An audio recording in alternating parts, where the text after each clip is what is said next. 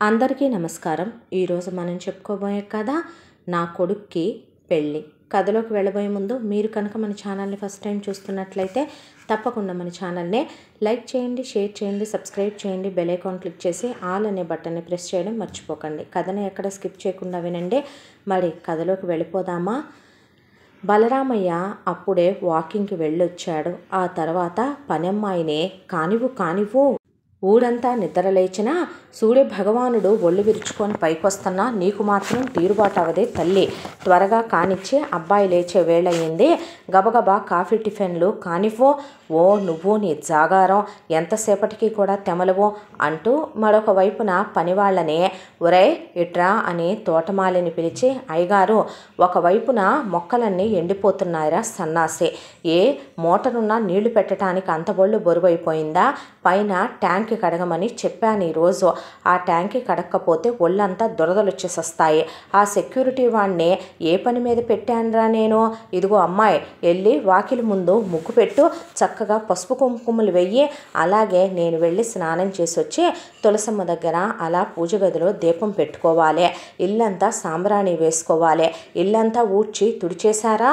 అన్నట్టు శుభ్రంగా ఇంటి చుట్టూ ముగ్గులు పెట్టేసేసి నేను వచ్చేలోపు నువ్వు వెళ్ళి అలా బయట అంట్లు పడున్నాయి వాటి సంగతి చూడు, బట్టల సంగతి చూడు, గంజి పెట్టమంటే నా పంచెలకి గంజి పెడుతున్నావా లేదంటే బ్లూలో ముంచేస్తున్నావా, చూడు ఎంతంత మచ్చలు పడిపోయాయో, మళ్ళీ ఒకసారి వీటిని జాడించి చాపు చెయ్యి, అలాగే సాయంకాలం ఇస్త్రీ చేసేటప్పుడు పెరా లాక్కే తల్లి, మెల్లగా చెయ్యాలి ఇస్త్రీ అనేదే, పంచెలు పరపరా చినిగిపోతున్నాయి ఒక 5-6 సార్లు కట్టుకోగానే అని వీళ్ళందరినీ మందలించుకుంటూ ఆయన వెళ్ళి స్నానం చేసి అలాగే పంచె కట్టుకొని వచ్చి దేవుడి దగ్గర పూజ చేసుకొని దేవుడికి ఆయన విన్నపాలన్నీ విన్నవించుకొని ఆయన చేత్తో తయారు చేసుకున్న ప్రసాదాలు పెట్టుకొని అయిపోయిన తర్వాత ఇక ఆ ప్రసాదాన్ని ఇంట్లో ఉన్న పని వాళ్ళకే పంచిపెట్టి నా చేత్తో చేసుకున్న ప్రసాదం ఎలా ఉంది, ఏం చేశారు అయ్యగారు, అటుకుల్లో బెల్లం కలిపారు, వడపప్పు అలాగే పానకం చేశారు అంతేగా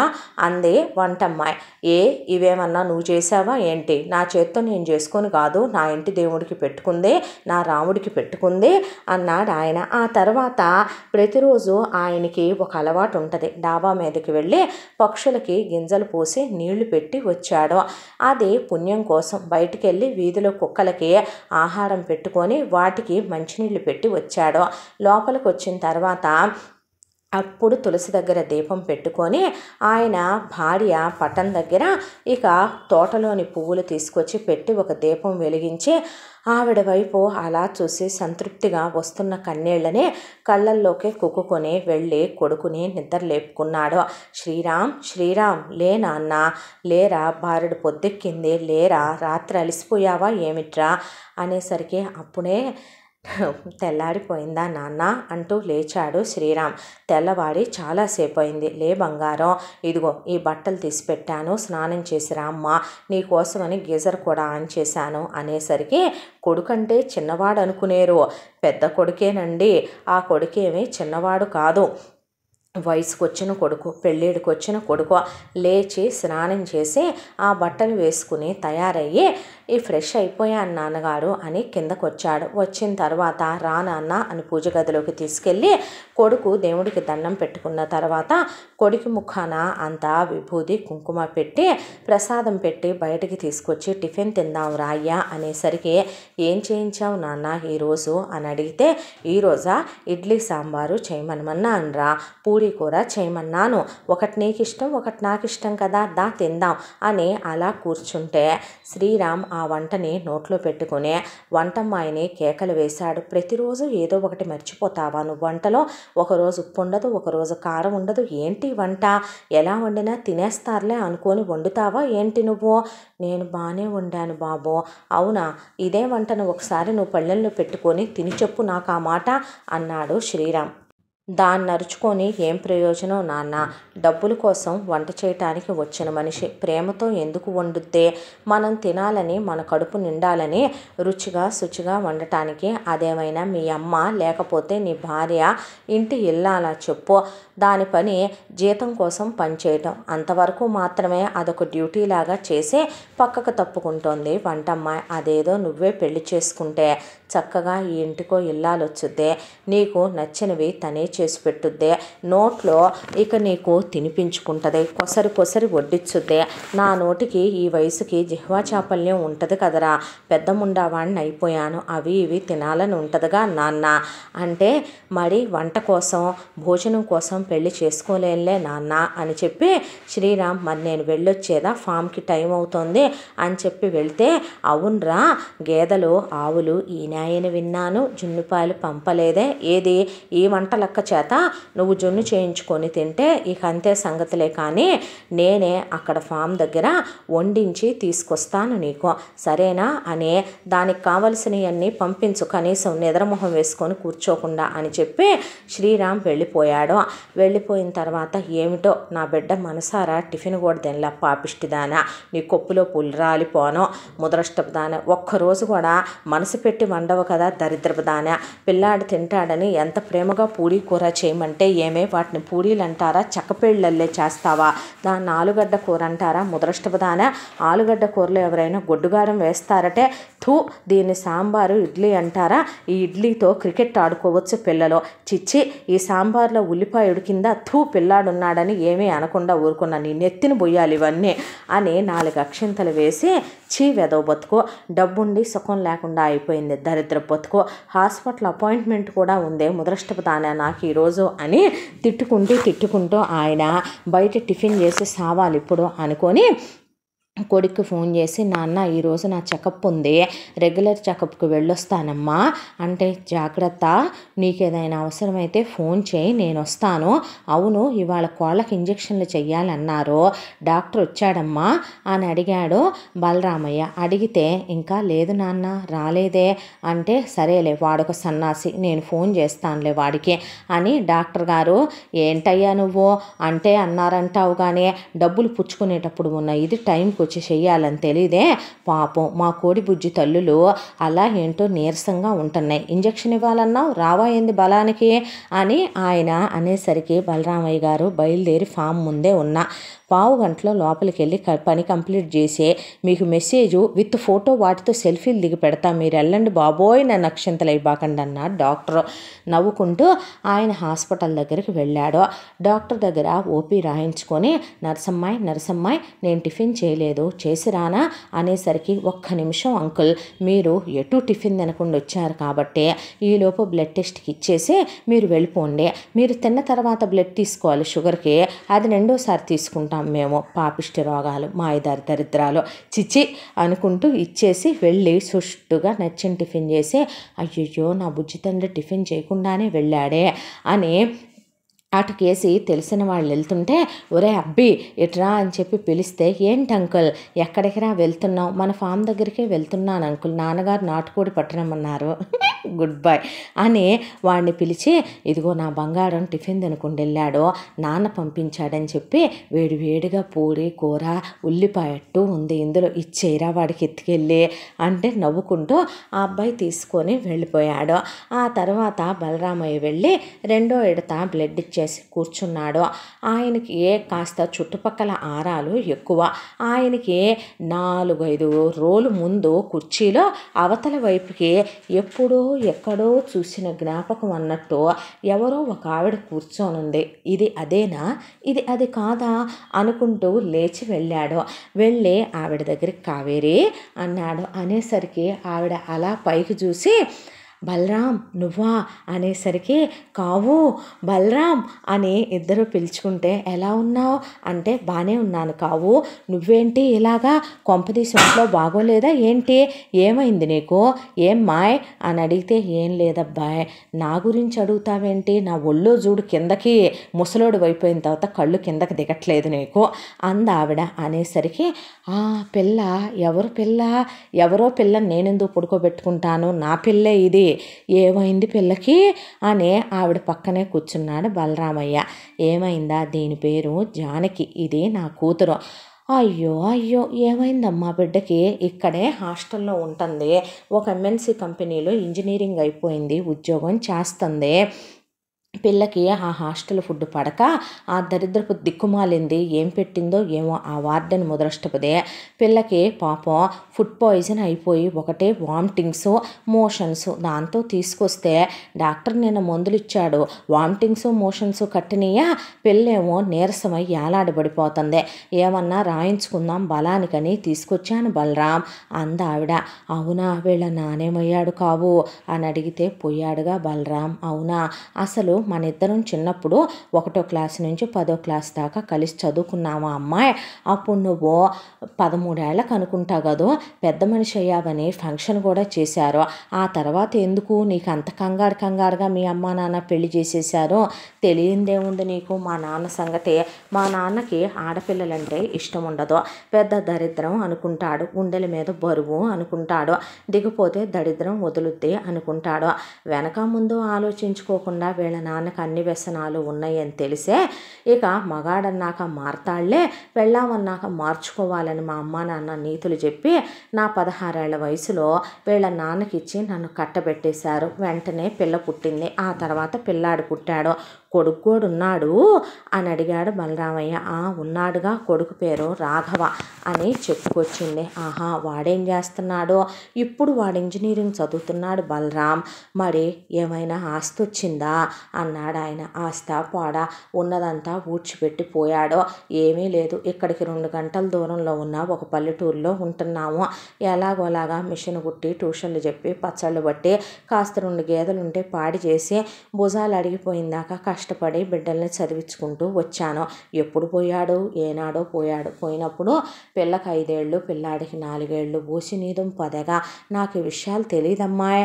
ఎలా తెలుస్తుంది? నువ్వు ఆ ఊళ్ళో ఏమన్నా ఉన్నావా ఏంది? ఆ తర్వాత మా అమ్మ మా నాన్న ఏమన్నా ఊళ్ళో తగలడ్డారా?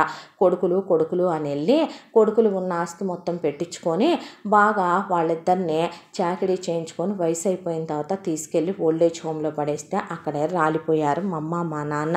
నన్ను పుట్టింటికేసి రావద్దని, ఎక్కడ నాకు సాయాలు చేయాల్సి వస్తుందని నాకు వాళ్ళకి సంబంధం లేదని తెంచేసుకున్నారు. నా మొగుడే నాకు మంచి చెడు అనేది ఆలోచించకుండా పోయినప్పుడు వాళ్ళు చూస్తారని ఏముంది? అయిన వాళ్ళు అనేవాళ్ళు బాధల్లో ఉన్నప్పుడే మనకి మేము ఉన్నామని రావాలి. మీరు మాకు భారం అయిపోతున్నారన్నప్పుడు మనమే ఎందుకు వాళ్ళ వాకిళ్ళలోకి వెళ్ళి యాచించటం అని నేను ఎల్లలా ఎట్టాగొట్ట కష్టపడి చదివించుకుంటా వచ్చాను. పిల్ల వయసుకు వచ్చిన దగ్గర నుంచి పాపం అది ట్యూషన్లు చెప్పుకుంటా లాక్కొచ్చింది. అలా పిల్లది బీటెక్ అయిపోగానే ఇదిగో ఈ ఊళ్ళో ఉద్యోగం వచ్చింది. పిల్లను పంపాలనుకోలేదు, కానీ తమ్ముడు చదువుంది కదమ్మా. పైగా ఈ మధ్య కాస్త నాకు ఆరోగ్యం బాగోట్లా. దాంతో పిల్ల నన్ను ఇదివరకిట్లాగా మిషన్ కుట్టొద్దని మోకాళ్ళ నొప్పులు వచ్చేసినాయి బలరాం. దాంతో ట్యూషన్లు చెప్పొద్దని ఇక 2 గేదెలకు బదులు ఇంకో 2 గేదెలు కొని చేతి కింద ఒక అమ్మాయిని పెట్టి చూసుకోమంది. పిల్లాడు రోజు కాలేజీ బస్సులో అప్ అండ్ డౌన్ వెళ్ళొస్తాడు కాలేజీకి. వాడు చదువు అయిపోయిన దాకా పిల్ల పెళ్లి చేసుకోనని చెప్పింది. ఇదిగో ఇక్కడ ఇలాగైంది పిల్లకి. హాస్టల్ వాళ్ళు ఫోన్ చేస్తే పేణం అక్క పరిగెత్తుకొచ్చాను అబ్బాయి అని చెప్పుకొచ్చింది కావేరి. చెప్పేసరికి చిన్ననాడు మన స్నేహం ఎంత బాగుండేది కావేరి. ఆ రోజు సరదాగా చింతకాయలు కొట్టుకుంటూ ఉసిరికాయలు కొట్టుకుంటూ అలా నువ్వు పొట్లంలో ఉప్పు కారం తెస్తే తింటూ అరిసెలు తెస్తే 5 తెస్తే 5 తెస్తే తిని అమ్మాయి కుత్తి పెట్టవా అని ఉడకేసిన మొక్కజొన్న పొత్తులు, కాల్చిన మొక్కజొన్న పొత్తులు, అలా శనక్కాయలు తేగలు తింటూ మన జీవితం అలా గడిచిపోయింది. ఇవాళ ఈ పిల్లలకి ఏముంది, ఏది తిన్నా పడదాయా అన్నాడు బలరామయ్య. అంతేగా మరి. అవును, తినాలనిపిస్తున్నాయ్యా ఏంది, వయసు వచ్చిందిగా అందావిడ. తినాలనిపించిన చేసి పెట్టేవాడు ఎవరున్నాళ్ళే అమ్మాయి, అదేమన్నమాట. మీ ఆవిడేమైంది అందావిడ. నీదొక బాధ అయితే నాదొక బాధ. ఇక నాకు ఒక్కగానొక్క కొడుకు, అబ్బాయి పేరు శ్రీరామ్. పిల్లాడికి అలా కాస్త వాడికి చిన్నతనంలోనే ఒక 10 ఏళ్ల వయసు ఉందన్నప్పుడు పోయిందమ్మా పోయింది. నన్ను వదిలిపెట్టిపోయి పట్టణంలోకి ఎక్కింది. మళ్ళీ పెళ్లి చేసుకోలేదా నువ్వు అందావిడ. అదొక్కటే తక్కువ. నీకు తెలియందేముంది అంటే బాగోతులే, కానీ నేను ఆ రోజుల్లో డిగ్రీ దాకా చదువుకున్నాను. నాకుంది ఒక్కగానొక్క చెల్లెలో. నా చెల్లెలకి మంచి సంబంధం చూసి పెళ్లి చేశాము. ఇక నా చెల్లెలు మొగుడుతో కలిసి సంతోషంగా కాపురం పెట్టుకుంది. అవును, పార్వతి ఉండాలి కదో అని అడిగింది కావేరి. పార్వతికి వాళ్ళ వాళ్ళ ఆయన చాలా మంచోళ్ళే, ఆయన పేరు కేశవరావు. పెళ్లి చేసి పంపించేసిన తర్వాత ఇక నాకు పెళ్లి చేయాలనుకున్నారు మా అమ్మ మా నాన్న. వెళ్తే పెళ్లి చూపుల్లోనే ఎంత అరేంజ్డ్ మ్యారేజ్ అయినా కూడా కావేరి సావిత్రిని చూడంగానే మనసు లాగేసింది తెలుసా నీకు. నువ్వు తక్కువడివి కాదు, తెలియందేముంది, 10th క్లాస్కే ప్రేమలేఖలు రాసినోడివి అయితే నువ్వు అందరికీ అంటే అబ్బా ఊరుకుందువు. అయితే అలా సావిత్రి నచ్చేసిందని సావిత్రినే ప్రేమించాను. ఆ తర్వాత పెళ్లి చేసుకున్నాను. కొన్నాళ్ళు పిల్లలు పుట్ల నేను అమ్మా నాన్న కూడా మంచోళ్ళేగా, ఏమనలా. మా చెల్లెలు కూడా ఒక్క మాట అనలేదు. ఆ తర్వాత చెల్లెలు మా ఆవిడ ఒకేసారి కడుపుతూ ఉండి పురుడు పోసుకున్నారు. ఆ తర్వాత వాడిని 10 ఏళ్ల పిల్లాడిని చేసి నా చేతిలో పెట్టి పైకి పోయిందే. పిల్లాడు ఏం చేస్తున్నాడు, పీజీ దాకా చదువుకున్నాడు పిల్లాడు.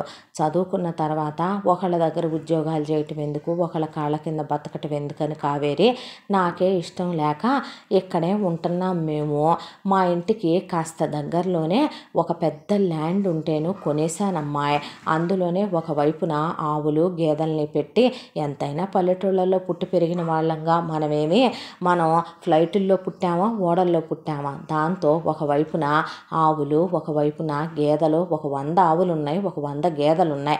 అవి కాకుండా మేకలు, గొర్రెలు, నాటుకోళ్ళు, ఫారం కోళ్ళు, బాయిలర్ కోళ్ళు అని ఫామ్ లాగా పెట్టానమ్మాయి అని చెప్పేపాటికి పిల్లాడు ఒప్పుకున్నాడు ఆ పని చేయటానికి అందావిడ. వాడేమి తప్పట్టుకోడమ్మా, నిజంగా శ్రీరామచంద్రుడు లాంటి బంగారం వాడు అనేసరికి పోన్లే అదృష్టవంతుడివే అని. అవును నువ్వేంది హాస్పిటల్కి వచ్చావు అందావిడ.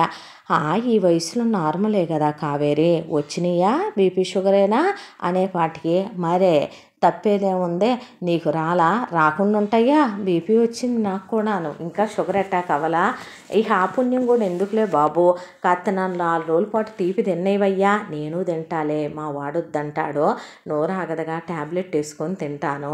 అప్పుడప్పుడు అప్ అండ్ డౌన్ అవుద్ది, ఏ వయసులో నోరు కట్టేసుకొని నేను బతికి పాలించే రాజ్యాలు ఏమున్నాయి కావేరి అని డాక్టర్ దగ్గర చూపించుకొని ఆయన మందులు రాయించుకున్నాక ఆ అమ్మాయికి కూడా మందులు రాసి చాలా వీక్గా ఉందని, ఆ అమ్మాయికి time to time food fruits ఉండాలని, ముందు ప్రశాంతమైన వాతావరణం ఉండాలని, అలా 10 మంది కలిపి ఒకే రూమ్లో హైజీన్ లేకుండా ఉండకూడదని, అలా అందరి బట్టలు కలిపి ఉతకటం, ఒకళ్ళు తిన్న పళ్ళాల్లో ఒకళ్ళు తినటం, అలా అందరూ కలిసి ఒకే టాయిలెట్లో ఉండటం, ఆ దొడ్లు సరిగ్గా కడకపోవటం, అడ్డమైన రోగాలు వస్తాయని, కుదిరితే పిల్లని వేరే ఉంచమని, లేదంటే గనక తీసుకెళ్ళిపోమ్మని డాక్టర్ సలహా ఇచ్చి ఇంత కుప్ప మందులు రాశాడు. ఆ మందులన్నీ తీసుకోపోతే ఇడదే సాల్లే కానీ అని ఆయనే తీసుకుంటే అయ్యో వద్దంటే 15,000 రూపాయల మందులు, ఇదేదో బిడ్డకి తిండి పెట్టుకున్న బలం వచ్చును ముదరష్టపు మందులు అన్నాడు ఆయన. ఏం చేద్దాం అనేసరికి అమ్మా అనేపాటికి అప్పుడు స్పృహలోకి వచ్చింది అమ్మాయి.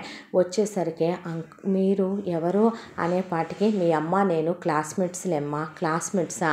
1వ క్లాస్ నుంచి 10వ క్లాస్ దాకా కలిసి చదువుకున్నామమ్మా. ఈ అంకుల్ గురించిన డీటెయిల్స్ ఇవి అని వాళ్ళమ్మ చెప్తే, నమస్తే అంకుల్ అందే. మీరెక్కడ ఉంటారు అంకుల్? ఈ ఊరేనమ్మా, ఇక్కడే ఉంటాం అన్న తర్వాత, ఇదిగో వాళ్ళకి ఒక అబ్బాయి ఉన్నాడంట, ఇలా ఫామ్ ల్యాండ్స్ పెట్టి అంకుల్ ఒకవైపున ఇక్కడ ఒక ల్యాండ్ కొని దాంట్లోనే ఒకవైపున ఇంట్లో కావలసినవి అన్నీ పండిస్తా తెలివితేటలతో ఫామ్స్ పెట్టాడంటమ్మా అని చెప్పేపాటికి నవ్వింది ఆ అమ్మాయి. పీజీ చదివి మీ అబ్బాయి అలా అగ్రికల్చర్ చేస్తున్నాడు, ఒకవైపు డైరీ ఫార్మ్స్ అన్నీ చూస్తున్నాడంటే గ్రేటేన్ అంకుల్ అన్న తర్వాత, సరిలే ఇక్కడ దాకా వచ్చి ముందు మా ఇంటికి రండి అని ఆయన ఇంటికి తీసుకెళ్ళాడు. ఇల్లు లంకంతుంది. ఇంట్లో ఆంటీ లేరా అంకుల్? అదిగోమ్మా అని ఫోటోలో చూపిస్తే, అయ్యో సారీ అంకుల్, ఎందుకమ్మా దాన్ని నన్ను వదిలిపెట్టి వెళ్ళిందని నేను అనుకుంటేనేగా నువ్వు బాధపడటానికి, అది ఇప్పుడు నేను ఈ కుర్చీలో కూర్చున్నానా నా పక్కనే ఉండుంటుంది. ఆ అమ్మాయి బిత్తరపోయి అలా చూసేపాటికి దెయ్యం కాదమ్మా ప్రేమతోనే అని చెప్తే, అంతే మాట్లాడతాడులే, కల్లా కపటం ఉండదు అందాళ్ళమ్మ. అన్న తర్వాత ఆవిడ కాసేపు కూర్చొని, పిల్లోడు రాలేదే, ఓ టయానికి రాడు కావేరి, ఇదిగో ఏమే భోజనం పంపించావా పిల్లోడికి? పంపాను, ఫోన్ చేసి తిట్టం కూడా అయిపోయింది అయ్యగారు. దేనికి తిట్టున్నారు దీన్ని అని అడిగింది ఆవిడ. అబ్బో దీని వంటసాలు నువ్వు తిన్నావంటే నువ్వు పడేసి బాత్తావు కావేరోయ్ అన్నాడు ఆయన.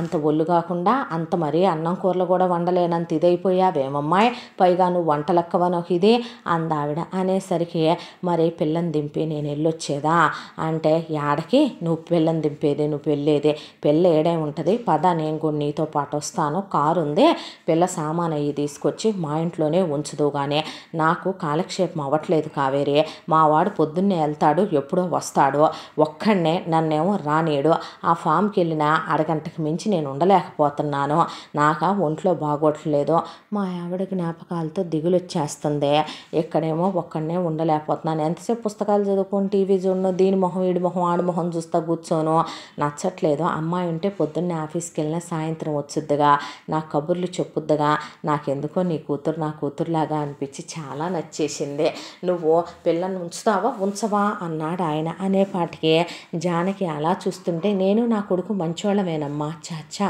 ఏం మాటలు అంకులవే అన్న తర్వాత ఉండవే అంది కావేరి. అది కాదమ్మా, నిజంగా చాలా మంచోళ్ళే, బాగా బతికిన కుటుంబం, వాళ్ళకే కోటీశ్వర్లు అయితే మళ్ళా కాదులే, మెమ్మ చూసావా నాకు వాత పెట్టకుండా ఉంటుందేమో, పద పద అని తీసుకెళ్ళి హాస్టల్లో వార్డెన్ని కడిగి పెట్టి పిల్లల్ని అలాగైనా చూసేది, నీ చేతులు ఎరగా నీ కాళ్ళు ఎరగా నీ కొప్పులో పూలు రాలిపోను ముదరష్టపు దానే అంటే పక్కా నవ్వింది జానకి. దేనికి నవ్వుతున్నావు అంది కావేరి. భలే మాట్లాడుతున్నాడమ్మా అంకులు, అంతే గయ్యాలోడమ్మా, చిన్నప్పటి నుంచి అంతే, మా రిబ్బన్లు పీకి మమ్మల్ని కొట్టి తిట్టి మా క్యారియర్లో లాక్కొని తినేవాడు చిన్నప్పుడు అని. ఇంకా ఆవిడ ఇక్కడికి వచ్చిన తర్వాత పిల్లకి ఫ్రూట్స్ తీసుకొని ఇవి అంకులు తీసుకున్న మందులు వేసుకోమ్మా, జాగ్రత్తగా ఉండు అన్న తర్వాత మరి నేను వెళ్ళేదా, ఉండొచ్చుగా ఈ పూటకి, నువ్వు కాస్త వంట పానే చేస్తుద్దులే, నువ్వు ఉన్నావుగా తిడతావుగా, ఓ ముద్ద తిందుగా నుండు కావేరి. అమ్మమ్మ పిల్లాడు కాలేజీ నుంచి వచ్చే టైం అయిపోయింది,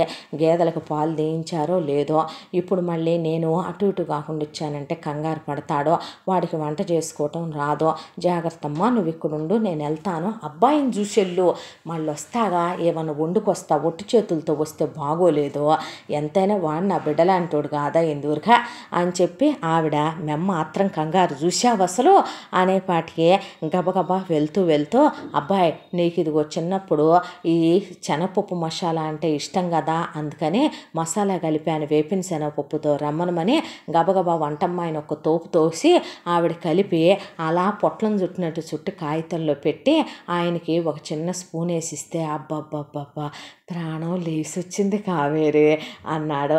మరే రోజు అప్పుడు మన బడి దగ్గర కొనుక్కునేవాడివిగా నువ్వు అని నవ్వుకుంటూ ఆవిడ వెళ్ళిపోయింది. ఆ తర్వాత కావేరి అలా కూర్చుని మందులు వేసుకోమ్మా, పిల్లకి జ్యూస్ ఎత్తరా, జావలెత్తరా, పాలు ఎత్తరా అని ప్రాణం తీశాడు వంట ఆవిడే. అంకుల్ వెంటనే అంటున్నారు, పర్లేదమ్మా మంద మొత్తం నడిస్తే ఇది అరెకరం, ఈ అరెకరంలో కట్టాం ఇల్లు, నువ్వు హ్యాపీగా అలా నడిసిరా, దెబ్బ కరిగిపోద్ది, పా నేను కూడా వస్తాను నీతో పాటు అని కబుర్లు చెప్పుకుంటా పిల్ల చాలా బాగా చలాకీగా మాట్లాడుతూ ఆయనతో కలిసిపోయింది. ఆ తర్వాత కొడుకు వచ్చేసరికి ఏం నాన్న డాక్టర్ ఏమన్నాడు అని అటు చూసి ఎవరి అమ్మాయి అనేసరికి నా ఫ్రెండ్ కూతురు. ఫ్రెండా? ఎవరు ఫ్రెండు? ఈ అమ్మాయా వీళ్ళమ్మ? వీళ్ళ నాన్న కాదు వీళ్ళమ్మే, నా చిన్నప్పుడు ఫ్రెండ్ రా, నా ఫస్ట్ క్లాస్ నుంచి 10th క్లాస్ దాకా ఫ్రెండు, ఆ తర్వాత వీళ్ళ నాన్న ఇలా పెళ్లి చేసి పంపించారని మొత్తం కథ అంతా చెప్పుకొచ్చాడు బలరామయ్య. చెప్పేసరికి నవ్వి ఇక పరిచయం చేస్తుందా, అమ్మా జానకి వీడు మా అబ్బాయి పేరు శ్రీరామ్, భలే కలిసినాయి మీ పేర్లు, రే శ్రీరామ్ జానకి రాములు నాన్న, అదేలే అదే జానకి రామే, అదే హాయ్ అన్నాడు. అంటే హాయ్ అందే. అన్న తర్వాత తను ఇక్కడే ఉంటుందిరా, నేనే ఉంచుకుందామని తెచ్చుకున్నాను అన్న తర్వాత సరే నీ ఇష్టం అనేసి లోపలికి వెళ్ళిపోయాడు. ఆ తర్వాత జానకి శ్రీరామ్కి ఒక మంచి పరిచయం. అమ్మాయిని నువ్వే ఆఫీస్ దగ్గర దింపెళ్ళు, అమ్మాయిని ఈవినింగ్ పిక్ చేసురు అమ్మ బంగారం అన్న తర్వాత ఇద్దరూ కలిసి మార్నింగ్ ఆఫీస్కి వెళ్ళటం, ఈవినింగ్ ఆఫీస్ నుంచి తీసుకొచ్చి ఇంటి దగ్గర దింపేయటం, తన ఫామ్కి జానకిని తీసుకెళ్ళటం, అక్కడ కోళ్ళతో మేకలతో ఆవులతో గేదెలతో జానకి ఆడుకుంటుంటే చూసి నవ్వుకునేవాడు శ్రీరామ్. చూస్తున్నాడా చూడలేదా, చూస్తున్నాడు అన్న తర్వాత ఇక ఏంటి నాన్న, అబ్బాయి ఏం లేదమ్మా, అమ్మాయి బాగా ఆడుకుంటుంది సీతాకోచిలుకలతో అని, నువ్వు చిలకలు నువ్వు ఉడతలు అని మాట్లాడకూడదేమో కదా, కుర్చీ ఏరా నాన్నకి, ఛీ అని అక్కడే కూర్చున్న తర్వాత ఇక కొన్ని రోజులకే కావేరి వచ్చింది. కావేరి వస్తే అదేంటి పిల్లోడిని తీసుకురాకుండా వచ్చావు అన్నాడు. పిల్లాడిని తీసుకురాకుండా వచ్చావంటే తీసుకొచ్చాను మహానుభావ, తీసుకురాపోతే నువ్వు ఊరుకుంటావా? ఈడుగో వీడే నా కొడుకు, బాగా ఎత్తయ్యాడు వీడు, అచ్చం నీ పోలికే కావేరి అన్న తర్వాత నా కొడుకు నా పోలిక, నీ కొడుకు నీ పోలిక రారు మరి అనేసరికి అడుగు నా కొడుకు అని చూపిస్తే మరి వీడెలా నీలా ఉన్నాడో అంతే అంతే అని నవ్వుకున్న తర్వాత ఇక ఇదిగో నీ కోసమని ఇవన్నీ వండి తీసుకొచ్చాను అని ఆవిడ ఏది అని ఒక 10 క్యాన్లు వండి తీసుకొస్తే అవన్నీ మూతలు తీసేసి కూర్చుంటే ఆంటీ అన్న తర్వాత నమస్తే ఆంటీ అన్నాడు. నమస్తే నాన్న, ఎందుకు వండి తీసుకొచ్చారు ఆంటీ? ఇన్నే షుగర్ ఉంటే పర్లేదులే నాన్న, తిన్నే బిళ్ళేసుకుంటాడు. ఇప్పుడు నేను మీ నాన్న బతకాలంటావా, ఏలబోయి రాజ్యాలు ఏలాలంటావా? చూడు ఏం వండి తెచ్చా కావేరి, అరిసెలు చేశాను నీకు ఇష్టమని, కొబ్బరి బూరెలు చేశాను, గోరుమిట్టీలు చేశాను, అలాగే నీకు ఇష్టమని కట్టుమిఠాయి చేశాను, బూందీ లడ్డు చేసుకొచ్చాను, జంతికలు చేశాను, చక్కల పళ్ళు బాగానే ఉన్నాయిగా మొన్న వచ్చినప్పుడు చూసి వెళ్ళాను, వెన్న చెక్కలు చేసుకొచ్చాను, సున్నుండలు చేశా, రవ్వలడ్లు చేశా, నీకు ఇష్టమని జున్ను చేసుకొచ్చాను అబ్బాయి, అలాగే కాస్త కారపొళ్ళును పచ్చళ్ళు తెచ్చాలే అనేపాటికి అనే ఇక వాటి ఆపు నాన్న ఆపు అంటే తిన్నే మళ్ళీ నువ్వు నన్ను తిన్నివ్వవు కావేరి, నువ్వు ఇక్కడే ఉండొచ్చుగా అంటే దేనికి? రోజు ఆంటీ వండుతుంటే నువ్వు తింటా కూర్చుంటావా? ఒరే నేను బతుకుతానా? మెమ్ముంటే ఇవన్నీ నాకు వండి పెట్టేది కాదా? కావేరి నీ చేత్తో పులిహార గలపవా? కావేరి ఈసారి వచ్చేటప్పుడు నీ చేత్తో మన ఫామ్లో నాటుకోళ్ళు ఉన్నాయి తీసుకెళ్ళిపో, ఎందుకు నా ఇంట్లోనూ ఉన్నాయి అందావిడ. నాటుకోడి పలవా చేసుకురావా, నువ్వు బాగా చేస్తావు, ఏంటి నా కడుపుతో ఉన్నోళ్ళలాగా ఈ కోరికలు అన్న తర్వాత రాఘవని హాయ్ అని పలకరించాడు. ఇక శ్రీరామ్ హాయ్ అన్న తర్వాత ఇదిగో ఒక మాట రా రాఘవ, నేను ఒరే అంటున్నాను అనుకోకు, అనండి అంకుల్, ఎవరొద్దన్నారు మిమ్మల్ని, మీరు మా నాన్నగారు లాంటి వారేగా అని చాలా కలిసిపోయాడు ఆ అబ్బాయి. ఇక ఒకవైపున శ్రీరామ్తో కబుర్లు చెప్తూ బలరామయ్యతో కబుర్లు చెప్తూ సాయంత్రం దాకా ఉండి ఏమ్మా అంతా బాగానే ఉందిగా అంది కావేరి. నాకేమైందమ్మా, అసలు నన్ను కొంచెం కూడా కష్టపడినివ్వట్లా, చిన్న పని కూడా చేసుకొనివ్వట్లేదు, పద్దాకా అవి తిను ఇవి తాగు అని అంకులు, బయటికి వెళ్తే అవి తిను ఇవి తాగు అని శ్రీరామ్. ఆ తర్వాత ఇక ఇంటికి వస్తానా, వచ్చిన దగ్గర నుంచి పూచకు పుల్ల కూడా ముట్టుకొనివ్వట్లేదు ఇద్దరు. నేనే అలా ఫామ్ ల్యాండ్కి వెళ్ళొస్తున్నాను, నాకేమైందే, అక్కొల్లు చేసిందమ్మా, నీకు తెలియట్లా, అంకుల్ బాగా చూసుకుని ఆ మందులు కూడా పారేసాగా, అయ్యయ్యో వెనక్కిచ్చే వాళ్ళంగా అంత పెట్టి కొన్నాయి పారేసావు, పర్లేదులే నువ్వు మిగుదు కానీ అయ్యి నేనెట్టు మిగుతాను, లేకపోతే ఏంటి, నువ్వడే పిల్లలు ఎప్పుడు కూడా బలం తిండి మీద రావాలి, మందుల మీద రాకూడదు అన్నాడు ఆయన. సరే మరి మేము వెళ్ళొచ్చామా, ఎలా చదువుతున్నావురా? చాలా బాగా చదువుతాడు అని చెప్పింది జానకి. అవునా అన్నాడు శ్రీరామ్. నవ్వేశాడు రాఘవ. అంత బాగా చదివేవాడివి ఇక్కడ బాగున్నాయి కదా కాలేజ్లో, అంత ఫీజు మేము కట్టలేం కదా అంది జానకి. అనేసరికి శ్రీరామ్కి ఎక్కడో చిన్న చివుక్కుమన్నట్టు అనిపించింది. ఆ తర్వాత కావేరి వెళ్ళిపోయింది. జానకి శ్రీరామ్ చాలా క్లోజ్ అవటం మొదలుపెట్టారు. రాత్రుల్లో ఎప్పుడూ లేనిది కొత్తగా కొడుక్కి ఇంట్లో పని వాళ్ళందరూ పడుకున్నాక తను కూడా పడుకున్నాక జానకితో కలిసి వెబ్ సిరీస్ చూడటం, అలా నైట్ మూవీస్ వేసుకొని చూడటం అలవాటైంది. జానకితో జోకులు వేయటం, కబుర్లు చెప్పుకోవటం, ఇద్దరూ కలిసి సినిమాలకి, షాపింగ్లకి, షికార్లకి వెళ్ళి రావటం అలవాటైంది. ఆయనకి ఎందుకో అనుమానం కాదులే కానీ ఇది నిజమైతే బాగుండు అనిపించింది. దాంతో ఒక రోజున జానకి శ్రీరామ్ కలిసి కూర్చొని టీవీలో ఏదో చూస్తూ ఉండగా జానకి అలా శ్రీరామ్ మీద పడి నిద్రపోయింది. పోయేసరికి జానకిని చాలాసేపు ఒళ్ళో పడుకోబెట్టుకున్నాక ఏంది ఇంకా టీవీ మోగుతుంది ఇడు పడుకోలే అని నిద్ర మేలుకు వచ్చి మంచినీళ్ళు తాగుదామని లేచిన బలరామయ్య అలా చూస్తే శ్రీరామ్ జానకిని తీసుకెళ్ళి మంచం మీద పడుకోబెట్టి నుదురు మీద ముద్దు పెడదాం అనుకున్నవాడు కూడా కరెక్ట్ కాదని తల తిప్పేస్తే భుజం మీద చెయ్యేశాడు బలరామయ్య. వెనక్కి తిరిగి చూస్తే నచ్చిందా అన్నాడు. ఏం మాట్లాడలా. నచ్చితే పెళ్లి చేసేసుకో నాన్న, నా గురించి నీకు తెలుసు కూడా, ఇప్పుడు అవన్నీ ఎందుకురా, అయిపోయిన విషయాల గురించి మర్చిపోవటమే మంచిదే. గతంలోనే వదిలేద్దాం గా నాన్న, పెళ్ళి చేసేసుకోవచ్చుగా, నేను మాట్లాడతాను, నీకు ఇష్టమా కాదా చెప్పు నువ్వు ముందు అన్న తర్వాత ఇష్టమే అన్నాడు. అన్న తర్వాత సరే నేనున్నానుగా, నేను నడిపించుకొస్తాలే కానీ నువ్వు వెళ్ళు అని ఆ తెల్లాడే కావేరికి రాఘవన్ తీసుకొని రమ్మని కబురు పెట్టి వాళ్ళు వచ్చే లోపే ఇక జానకిని, ఏమ్మా నువ్వు మా అబ్బాయిని పెళ్లి చేసుకుంటావా అని అడిగేపాటికి జానకికి నోట్లో మాట రాలా. ఈలోపు కావేరి రాఘవ వాళ్ళు వస్తే వాళ్ళు అలాగే చూశారు. మా అబ్బాయి నా మాట కాదండు, వాడికి నువ్వంటే ఇష్టంగానే ఉంది, నీకు వాడంటే ఇష్టమనే నా నమ్మకం. వాడిని చేసుకోవచ్చుగా, నా ఇంట్లో కోడలుగా కాదు కూతురుగా తిరగొచ్చుగా నువ్వు అని అడిగాడు బలరామయ్య. అడిగేపాటి కావేరి అవునా అన్నట్టు తలూపితే తలదించేసిందే. మౌనం అంగీకారమా అర్థంగీకారమా అన్నాడు రాఘవ. అనేసరికి ఆయనకి ఇష్టమో లేదో సరే ఇక్కడే ఉన్నాడు, నువ్వే అడుగు అన్న తర్వాత నన్ను పెళ్లి చేసుకోవటం మీకు ఇష్టమేనండి అని అడిగింది జానకి. అడిగితే చాలాసేపు శ్రీరామ్ మాట్లాడపోతే అమ్మో మా వాడు ఇప్పుడు సిగ్గుపడి నీకు చెప్పేలోపు తెల్లాడిపోద్ది అమ్మ అంటే ఇష్టమే అన్నాడు. అబ్బో మా వాడు ఇంత ఫాస్ట్గా చెప్పింది నీ విషయంలోనే పిల్ల అన్న తర్వాత నీకు ఇష్టమేనా అన్నాడు. ఇష్టమేనండి అన్న తర్వాత ఇంకే కావేరే, ఇహ నుంచి నువ్వు అక్కడ ఉండటానికి వీలు లేదు. ఏంటి నువ్వు మాట్లాడేది? అవును అమ్మాయి ఇంక నుంచి ఉద్యోగానికి ఏమీ వెళ్ళక్కర్లేదు, ముదరష్టపు ఉద్యోగాలు, మన ఫామ్ ల్యాండ్కే అబ్బాయి అమ్మటి వెళ్ళి ఇంట్లో ఉంటే చాలే కానీ వీడిని తీసుకొని నువ్వు ఇక్కడికి వచ్చే శ్రీరామ్, వీడికి నెక్స్ట్ ఇయర్ నుంచి ఇక్కడ మంచి కాలేజీలో సీట్ చూసి ఇంకక్కడ సర్టిఫికెట్లు తీసేసుకొని వచ్చి ఇక్కడ జాయిన్ చేసే పీజీ దాకా మందే బాధ్యత. ఆ తర్వాత నువ్వు ఇదిగో ఇక్కడే ఉంటున్నావు, నాకు నేను అడిగినవన్నీ వండి పెడుతున్నావు.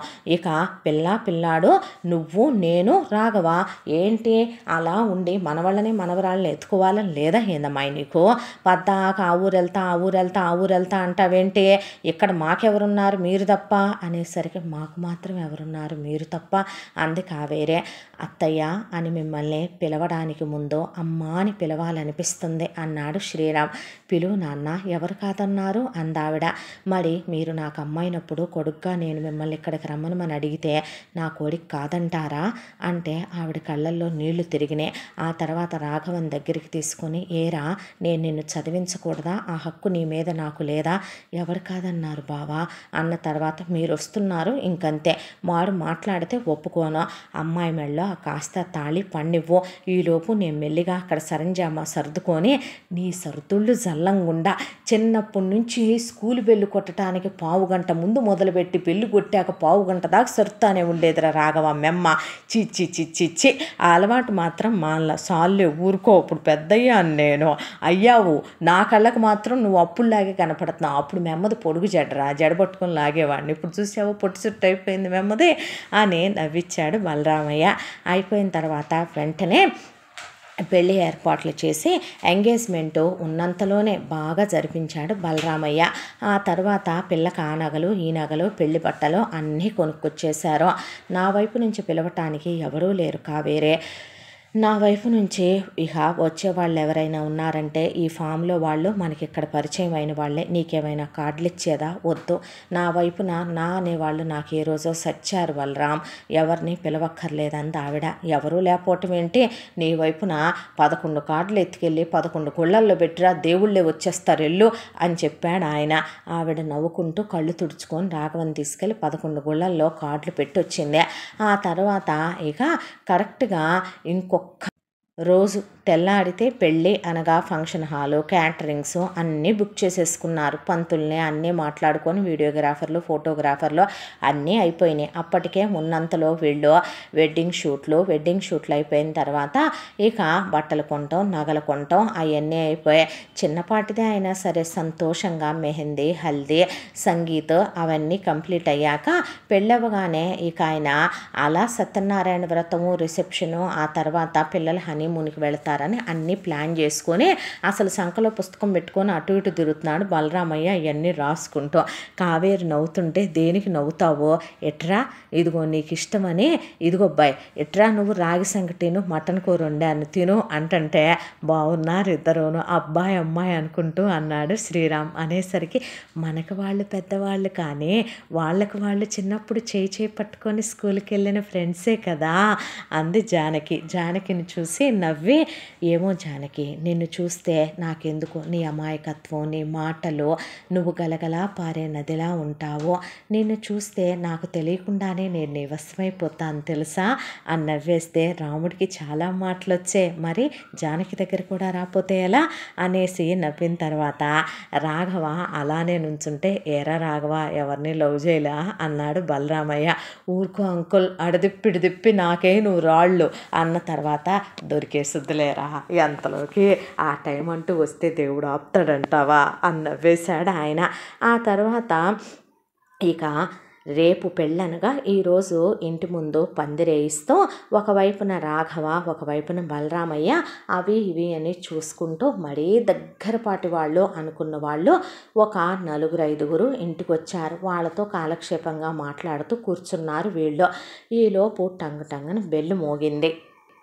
జానకి నే వెళ్ళి చూస్తానంటూ తలుపు తెరిచేసరికి ఎదురుగా ఎవరో ఒక అమ్మాయి బ్యాగు తీసుకొని నిలబడి ఉంది. పెళ్ళికి వచ్చారు కావాలనుకొని లోపలికి రావచ్చా అని కూడా అడగకుండా వస్తున్న ఆమెని అతిథులు కావాలా అనే జానకి పక్కకు తప్పుకొని రండి అనేసరికి నా ఇంట్లో నాకేమీ నువ్వు మర్యాదలు చెయ్యక్కర్లేదులే అని లోపలికి వచ్చి పరిగెత్తుకుంటూ బలరామయ్య దగ్గరికి నాన్న అనుకుంటూ వచ్చి ఆయన్ని కౌగిలించుకొని నన్ను క్షమించు నాన్న, నేను తప్పు చేశాను నాన్న అని వెక్కి వెక్కి ఏడవటం మొదలుపెట్టింది. శ్రీరామ్ దగ్గరికి వెళ్ళి శ్రీరాముని గట్టిగా కౌగిలించుకొని ముద్దులు పెట్టి ఎలా ఉన్నావు బావా, నన్ను మర్చిపోయావా, నన్ను మర్చిపోయి ఎలా ఉండగలుగుతున్నావు బావా, నువ్వు ప్రతి క్షణం నువ్వే గుర్తొస్తున్నావు, నేను తప్పు చేశాను నాన్న, అందుకే వెళ్ళిన దగ్గర ఉండలేకపోయాను, మీరే కావాలనిపించి తిరిగి వచ్చేసాను నాన్న అని వెక్కి వెక్కి ఏడుస్తుంటే వాళ్ళంతా అలాగే స్థాణువులైపోయి నిలబడిపోయారు. బలరామయ్య మళ్ళెందుకు వచ్చావు అన్నాడు. అనేసరికి ఎందుకు రావటం ఏంటి నాన్న, ఇది నా ఇల్లు, నువ్వు నా నాన్నవే, బావ నా మొగుడు, ఎందుకు వస్తానో అనేసరికి వాళ్ళు షాక్ అయ్యి నోరెళ్ళబెట్టుకున్నారు. కావేరి, రాఘవ, జానకి నిలబెట్టుకునేసరికి ఏంటి అనేసరికి ఏంటేంటి, అవును మా బావ నా మొగుడు, ఆయన నాన్న, అందుకే వచ్చాను అని. ఈ భవ్యని మర్చిపోయావా నాన్న, గుర్తులేదా చిన్నప్పుడు అమ్మ నన్ను ప్రసవించినప్పుడు నేను లేటుగా పుట్టానని దేవుళ్ళకి నువ్వు మొక్కినప్పుడు, నేను పుట్టినప్పుడు నాకు అన్నప్రాసన చేయించి నాకు ఫస్ట్ పట్టీలు పెట్టి నా కాళ్ళు ముద్దు పెట్టుకొని అమ్మ పోయినప్పుడు నేను ఎంత ఏడ్చాను నాన్న, నా కోసం నువ్వు మళ్ళీ పెళ్లి చేసుకోకుండా నన్ను ఎంత అపురూపంగా పెంచావు, బావ నన్ను ఎంత ప్రేమగా చూసుకున్నాడో, నువ్వు నన్ను బావకిచ్చి పెళ్లి చేస్తే మేమిద్దరం ఎంత ప్రేమగా నీ కళ్ళ ముందు తిరిగేవాళ్ళం నాన్న, నేనేదో ఒక తప్పు చేశానని నన్ను దూరం చేసుకుంటావా నాన్న, నేను నీ కూతుర్ని కాకుండా పోతానా, బావకు పెళ్ళాన్ని కాకుండా పోతానా అనేసరికి నోరు ముయ్యి నువ్వు, ఏంటి నాన్న నోరు మూసేదే, ఎందుకు నోరు ముయ్యాలి నాన్న, ఇది నా ఇల్లు, నువ్వు నా నాన్నవే, తను నా మొగుడు కాదు అన్నాడు శ్రీరామ్.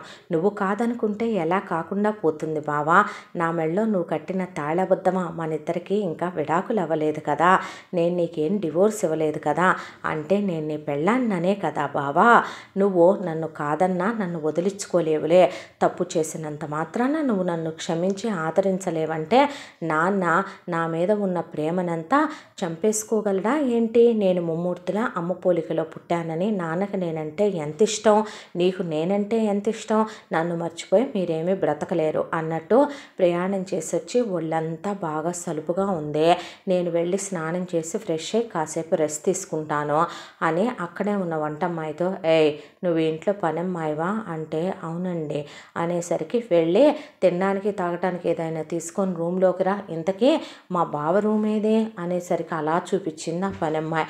చూపించేసరికి శ్రీరామ్ రూమ్లోకి వెళ్ళి తలుపులు మూసేసుకుంటే అక్కడ నుంచున్న వాళ్ళకి ఏమీ అర్థం కాక మేము మళ్ళీ వస్తామండి బలరామయ్య గారు అని వెళ్ళిపోతే ఇక కూర్చుండిపోయింది కావేరి.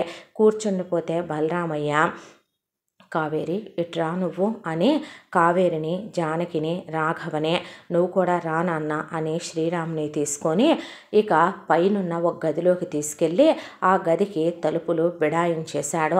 బిడాయించేసి వాళ్ళని కూర్చోమని ఆయన చెప్పటం మొదలుపెట్టాడు. ఏంటి బలరాం ఇదంతా? ఎవరా అమ్మాయి? ఏంటిదంతా? నా కూతురు అన్నాడు ఆయన. ఏంటి నీ కూతురా? మరి నీ కూతురు నీ కొడుకునే బావంటదేంటి, భర్త అంటదేంటి, ఏం జరుగుతుంది ఇక్కడ అని అడిగింది ఆవిడ. నువ్వు నా గతం గురించి మొత్తం విన్నదే లేదు, నేను నీకు చెప్పింది లేదు కావేరి. ఎందుకు? చెప్పుకునేంత గొప్పగా అది లేదు కాబట్టి. అంటే అందావిడ. ఆ రోజు నేను సావిత్రిని పెళ్లి చూపుల్లో చూసి ఇష్టపడి పెళ్లి చేసుకున్నానని చెప్పాను నీకు. ఆ తర్వాత మాకు చాలా కాలం పిల్లలు లేరని చెప్పాను. నా భార్య నా చెల్లెలు ఒకేసారి కడుపుతో ఉన్నారని చెప్పాను. అప్పుడు నా చెల్లెలు ముందుగా ప్రసవించింది. వీడు నా పోలికలోనే ఉన్నాడన్నావు కదూ, వీడు నా మేనల్లుడు, నా చెల్లెలు కొడుకు. మేనమామ పోలికలు వస్తాయి కదూ మేనల్లుడికి. ముమ్మూర్తులా నాలాగే పుట్టాడు నా మేనల్లుడు. వీడు పుట్టిన తర్వాత ఒక 6 నెలలకి సావిత్రి ప్రసవించింది. అప్పుడు ఇదిగో నువ్వు ఇందాక చూసావే నా కూతురు భవ్య, అది పుట్టిందే.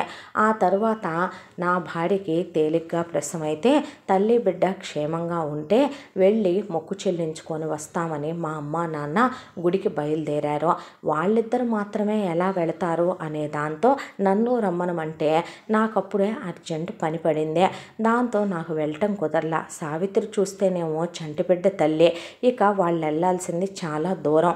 అందుకని పిల్లాడిని తీసుకెళ్తానంటే వీడికప్పుడు ఒంట్లో బాగల, దగ్గు జలుబు, వీడు కంగారు పెట్టేస్తాడని నేను చూసుకుంటానని సావిత్రి అనేసరికి మా చెల్లెలు పార్వతి పిల్లాడిని ఇక సావిత్రికి అప్పచెప్పి అమ్మ నాన్న నా చెల్లెలు భర్త గుడికి వెళ్ళి వస్తూ యాక్సిడెంట్లో అక్కడికక్కడే చనిపోయారు. పిల్లాడు అలా మిగిలిపోయాడు. 4 శవాలు ఇంటికి వచ్చేసరికి నేను మనిషిని కాలేకపోయాను. సావిత్రి మనిషి కుప్పకూలిపోయింది. అలా ఒక ఇంట్లో ఒక్కసారే ఇంటి పెద్దలు ఇంటి ఆడపిల్లని కోల్పోవటం అనేది బాధాకరమైన విషయం. పిల్లాడికి అమ్మంటే ఏంటో కూడా తెలిసే వయసు లేనప్పుడే వాడి అమ్మ నాన్నలు దూరం అయిపోయారని నేను దిగుల్లో కూరుకుపోయాను. ఇక వాడి తండ్రి వైపు నుంచి వాడికి భారీగా ఆస్తి వచ్చింది. ఆయన ఒక్కడే కొడుకు. ఆయన తల్లిదండ్రులు మేమేం చేసుకుంటామయ్యా, మా మనవడున్నాడని వాళ్ళు రాసి పెట్టి అదే రోజు రాత్రి కొడుకు పోయాడనే దిగుల్లో ఆ దిగులు తట్టుకోలేక పురుగుల మందు తాగి శ్రీరామ్ వాళ్ళ నానమ్మ తాతయ్య చనిపోయారు. వాళ్ళని ఖననం చేయించొచ్చాను. పెద్ద దిక్కుగా ఉంటారనుకున్న వాళ్ళు పోయారని ఒక దిగులు. దాంతో ఇక ఆ పల్లెటూళ్ళలో ఉండలేకపోయాను. దాంతోనే సావిత్రిని తీసుకొని పిల్లలిద్దరినీ తీసుకుని సిటీకి వచ్చాను. నాకు ఏమీ అర్థం కాల, వీడి పరిస్థితి ఏంటా అనేది దిగులు పట్టేసుకుంది. సావిత్రి అప్పుడు నాకు ధైర్యం చెప్పింది. ఎందుకండి బాధపడతారో, భగవంతుడు నాకు లేటే చేశాడు పిల్లల్ని, పార్వతికి లేటే చేశాడు. భగవంతుడు వాణ్ణి దాన్ని కలిసి పుట్టించాడు అంటే బహుశా వాళ్ళిద్దరినీ దేవుడు భార్యాభర్తలుగా కలపాలనే ఇలా కలిసి పుట్టించాడో ఏమో. వాడికి మనమే అమ్మా నాన్నలవుదాం, మనకు ఇంకో బిడ్డుంటే పెంచుకోమా ఏంటి, ఇక నేను పిల్లల్ని కనదలుచుకోలేదు అని సావిత్రి పెద్ద హృదయంతో ఆపరేషన్ చేయించుకొని శ్రీరామ్కి తను తల్లి అయ్యింది. చిన్నప్పటి నుంచి బావే నీ మొగుడని మా భవ్యకి చెప్తూ, మరదలే నీ పెళ్ళామని వాడికి చెప్తూ పెంచుకొచ్చిందే. ఇక దేవుడు మా సంతోషాలని చూసి తట్టుకోలేకపోయాడా అన్నట్టుగా పిల్లకి 10 ఏళ్ల వయసు ఉన్నప్పుడు పైకెళ్ళి డాబా మీద సన్నజాజి పూలు కోస్తున్నదల్లా కళ్ళు తిరిగి డాబా మీద నుంచి కింద పడిపోయింది. కింద పడిపోయిన తర్వాత ఇక మనిషి ఇంటికి వచ్చేసరికి రక్తపు మడుగులో ఉంది. ఏమైందని నేను పిల్లాడు అడిగేసరికి పిల్ల అలా కూర్చుండిపోయి అమ్మ కాలు జారి పడిపోయింది నాన్న అని బిక్క చచ్చిపోయి నన్ను పట్టుకొని ఏడ్చేసింది. దాంతో నాకేం చేయాలో అర్థం కాలేదు. గుండెల్లో దిగులు గుండెల్లోనే పెట్టుకున్నాను. నా భార్య స్థానాన్ని ఇంకొకళ్ళకి ఇవ్వలేనని నాకు అర్థమైంది. దాంతో పిల్లలిద్దరినీ పొదిమి పట్టుకొని తీసుకొచ్చే ముందు ఇక నేను ఆ ఇంట్లో ఉండాలనుకోలేదు. ఆ జ్ఞాపకాలు నన్ను చంపేస్తుండటంతో అక్కడి నుంచి ఊరు మారాం. ఊరు మారి పిల్లాడి ఆస్తంతా జాగ్రత్త చేసి మాది కూడా కౌళ్ళకు పడేశాను. ఆ తర్వాత నేను మధ్య మధ్యలో వెళ్ళి చూసుకుంటూ పూర్తిగా పిల్లల బాధ్యతల్లో మునిగిపోయాను. ఇక పిల్ల నేను డిగ్రీ చదివి పీజీ చదువుతాను నాన్న అంది. సరేలెమ్మనమని జాయిన్ చేశాను. ఆ తర్వాత నా మేనల్లుడు ఇంజనీరింగ్ చదివి పీజీ చదివాడు. చదివేంత వరకు కూడా నా కూతుర్ని నువ్వు ఆగమ్మా, బావకి చదువు అయిపోయిన తర్వాత మీ ఇద్దరికి పెళ్లి చేస్తానన్నాను. ఏమీ మాట్లాడలేదు. ఇద్దరు చిన్నప్పటి నుంచే వాడి ప్రపంచం అదే, దానికి వాడంటే ఇష్టం అని నేను అనుకున్నాను. ఆ తర్వాత ఇద్దరికి కలిపి పెళ్లి చేశాను. హనీమూన్కు పంపించాను. 1 సంవత్సరం పాటు చాలా సజావుగా కాపురం జరిగిపోయింది. ఆ తర్వాత ఒక రోజున శ్రీరామ్ నేను కలిసి ఊరికి వెళ్ళి ఆస్తి వ్యవహారాలన్నీ చూసుకొని తిరిగి వచ్చేసరికి ఇంట్లో పనివాళ్ళు లేరు. ఏమైంది ఏంటి అని చెప్పి వచ్చి చీకటి పడిపోయింది. రాత్రి 1 గంట సమయం. లోపల అలికిళ్ళు వినిపిస్తున్నాయి. ఇంట్లో బంగారం అది ఉంది, పిల్లొక్కటే ఉంది, ఏమైందనే దాంతో కాలు చెయ్యి ఆడక గబగబా వెళ్ళేసరికి ఆ సంఘటన చూసిన వాడిని తండ్రిని అయిపోయాను కావేరి. సిగ్గు విడిచి నీతో చెప్తున్నాను, నగ్నంగా బట్టలు లేకుండా వేరే ఎవడో మగాడితో నా కూతురు పడక పంచుకుంటోంది. అది చూసి నా కూతుర్ని చాలా కొట్టాను. నిజం చెప్పాలంటే నా అల్లుడు అలాగే నిలబడిపోయాడు. ఆగు నాన్న, ఎందుకు కొడతావు, ఓవర్ యాక్టింగ్ ఆపు, ఏంటి బజార్దానా ఈ పనులు అని అడిగితే ఆ మాటకి తప్పేంటి నేను చేస్తే, అసలు నేను ఈ తప్పు చేయటానికి కారణం నీ మేనల్లుడు. వాడు నాకు కావలసినంత సంసార సుఖాన్ని అందించలేకపోతున్నాడు. ఒక విషయం చెప్పమంటావా, పరిగెత్తే గుర్రానికి నువ్వు తాబేలునిచ్చి పెళ్లి చేస్తే ఆ జంట వ్యవహారం ఎలా ఉంటుందో నువ్వు అర్థం చేసుకో. నీ అల్లుడు నాతో కాపురం చేస్తుంటే అలాగే ఉందనేసరికి నాకు కళ్ళల్లో నీళ్ళు వచ్చేసినాయి. ఈ మాటలు నా భార్య దగ్గర లేవు, ఈ మాటలు నా చెల్లెల దగ్గర తల్లి దగ్గర లేవు. దీనికెలా ఒక వేశ్యకి ఒక బజారు దానికి కూడా రాని మాటలు వస్తున్నాయని వాడిని పట్టుకొని కొట్టి గెంటైపోతే, నువ్వు వాడిని కొట్టి గెంటేస్తే నేను ఊరుకుంటాను అనుకుంటున్నావా నాన్న? నాకు వాడితో ఇంటర్ నుంచి పరిచయం. నేనెప్పుడో వాడితో ఇంటర్లో కొన్ని 100 సార్లు ఫిజికల్ అయ్యాను. ఆ తర్వాత డిగ్రీ, పీజీ, ఆ తర్వాత బావ చదవాలని నువ్వు నన్ను ఆపినన్నాళ్ళు రోజు నేను ఆ క్లాస్కి వెళ్తున్నాను, ఈ క్లాస్కి వెళ్తున్నానని వెళ్ళి డైరెక్ట్గా వాడి రూమ్లోనే వాడిని కలిసి వచ్చేదాన్ని. వాడి మగతనం ముందు, వాడు సుఖపెట్టేదాని ముందు నీ మేనల్లుడు ఇచ్చే సుఖం నాకు సరిపోవటం లేదు. వాడు ఇదే ఇంట్లో ఉంటాడు, నీ మేనల్లుడు ఇదే ఇంట్లో ఉంటాడు. నేనేమి నీ మేనల్లుడికి విడాకులు ఇస్తానంటలేదు, ఇవ్వను కూడా. అలాగని నువ్వు నన్ను బయటికి గెంటావనుకో, నేను నీ పరువు తీస్తా వీడికి ఎక్కే. వీడితో నేను నీ ఇంటి ముందే ఇల్లు తీసుకొని ఎఫ్ఐఆర్ పెట్టుకుంటా. నీ అల్లుడు కట్టిన తాళి నామెల్లోనే ఉంటుంది. నీ ఇష్టమని అది బరితెగించిపోయి ఎదురు తిరిగిపోయింది. వాణ్ణి ఇంట్లోనే ఉంచుకోక తప్పలేదు. ఆ క్షణం నాకు కోపంతో ఉడికిపోయాను నేను.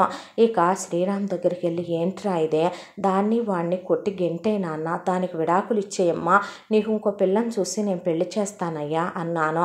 అంటే వద్దు మావయ్య, తప్పు నాదేనంది కదా, నేనే మారుతాను, తన్ని మార్చుకుంటాను అన్నాడు. ఒరే నువ్వు మగాడిని మర్చిపోకురా అంటే, ఏం మావయ్య, ఒక మగాడు ఎన్ని తప్పులు చేసి వచ్చినా ఆడదే వాటన్నిటినీ సరిపుచ్చేసుకొని మర్చిపోయి సర్దుకుపోయి గతాన్ని తవ్వకుండా వర్తమానంలో భవిష్యత్తులో బతికేయటం లేదు.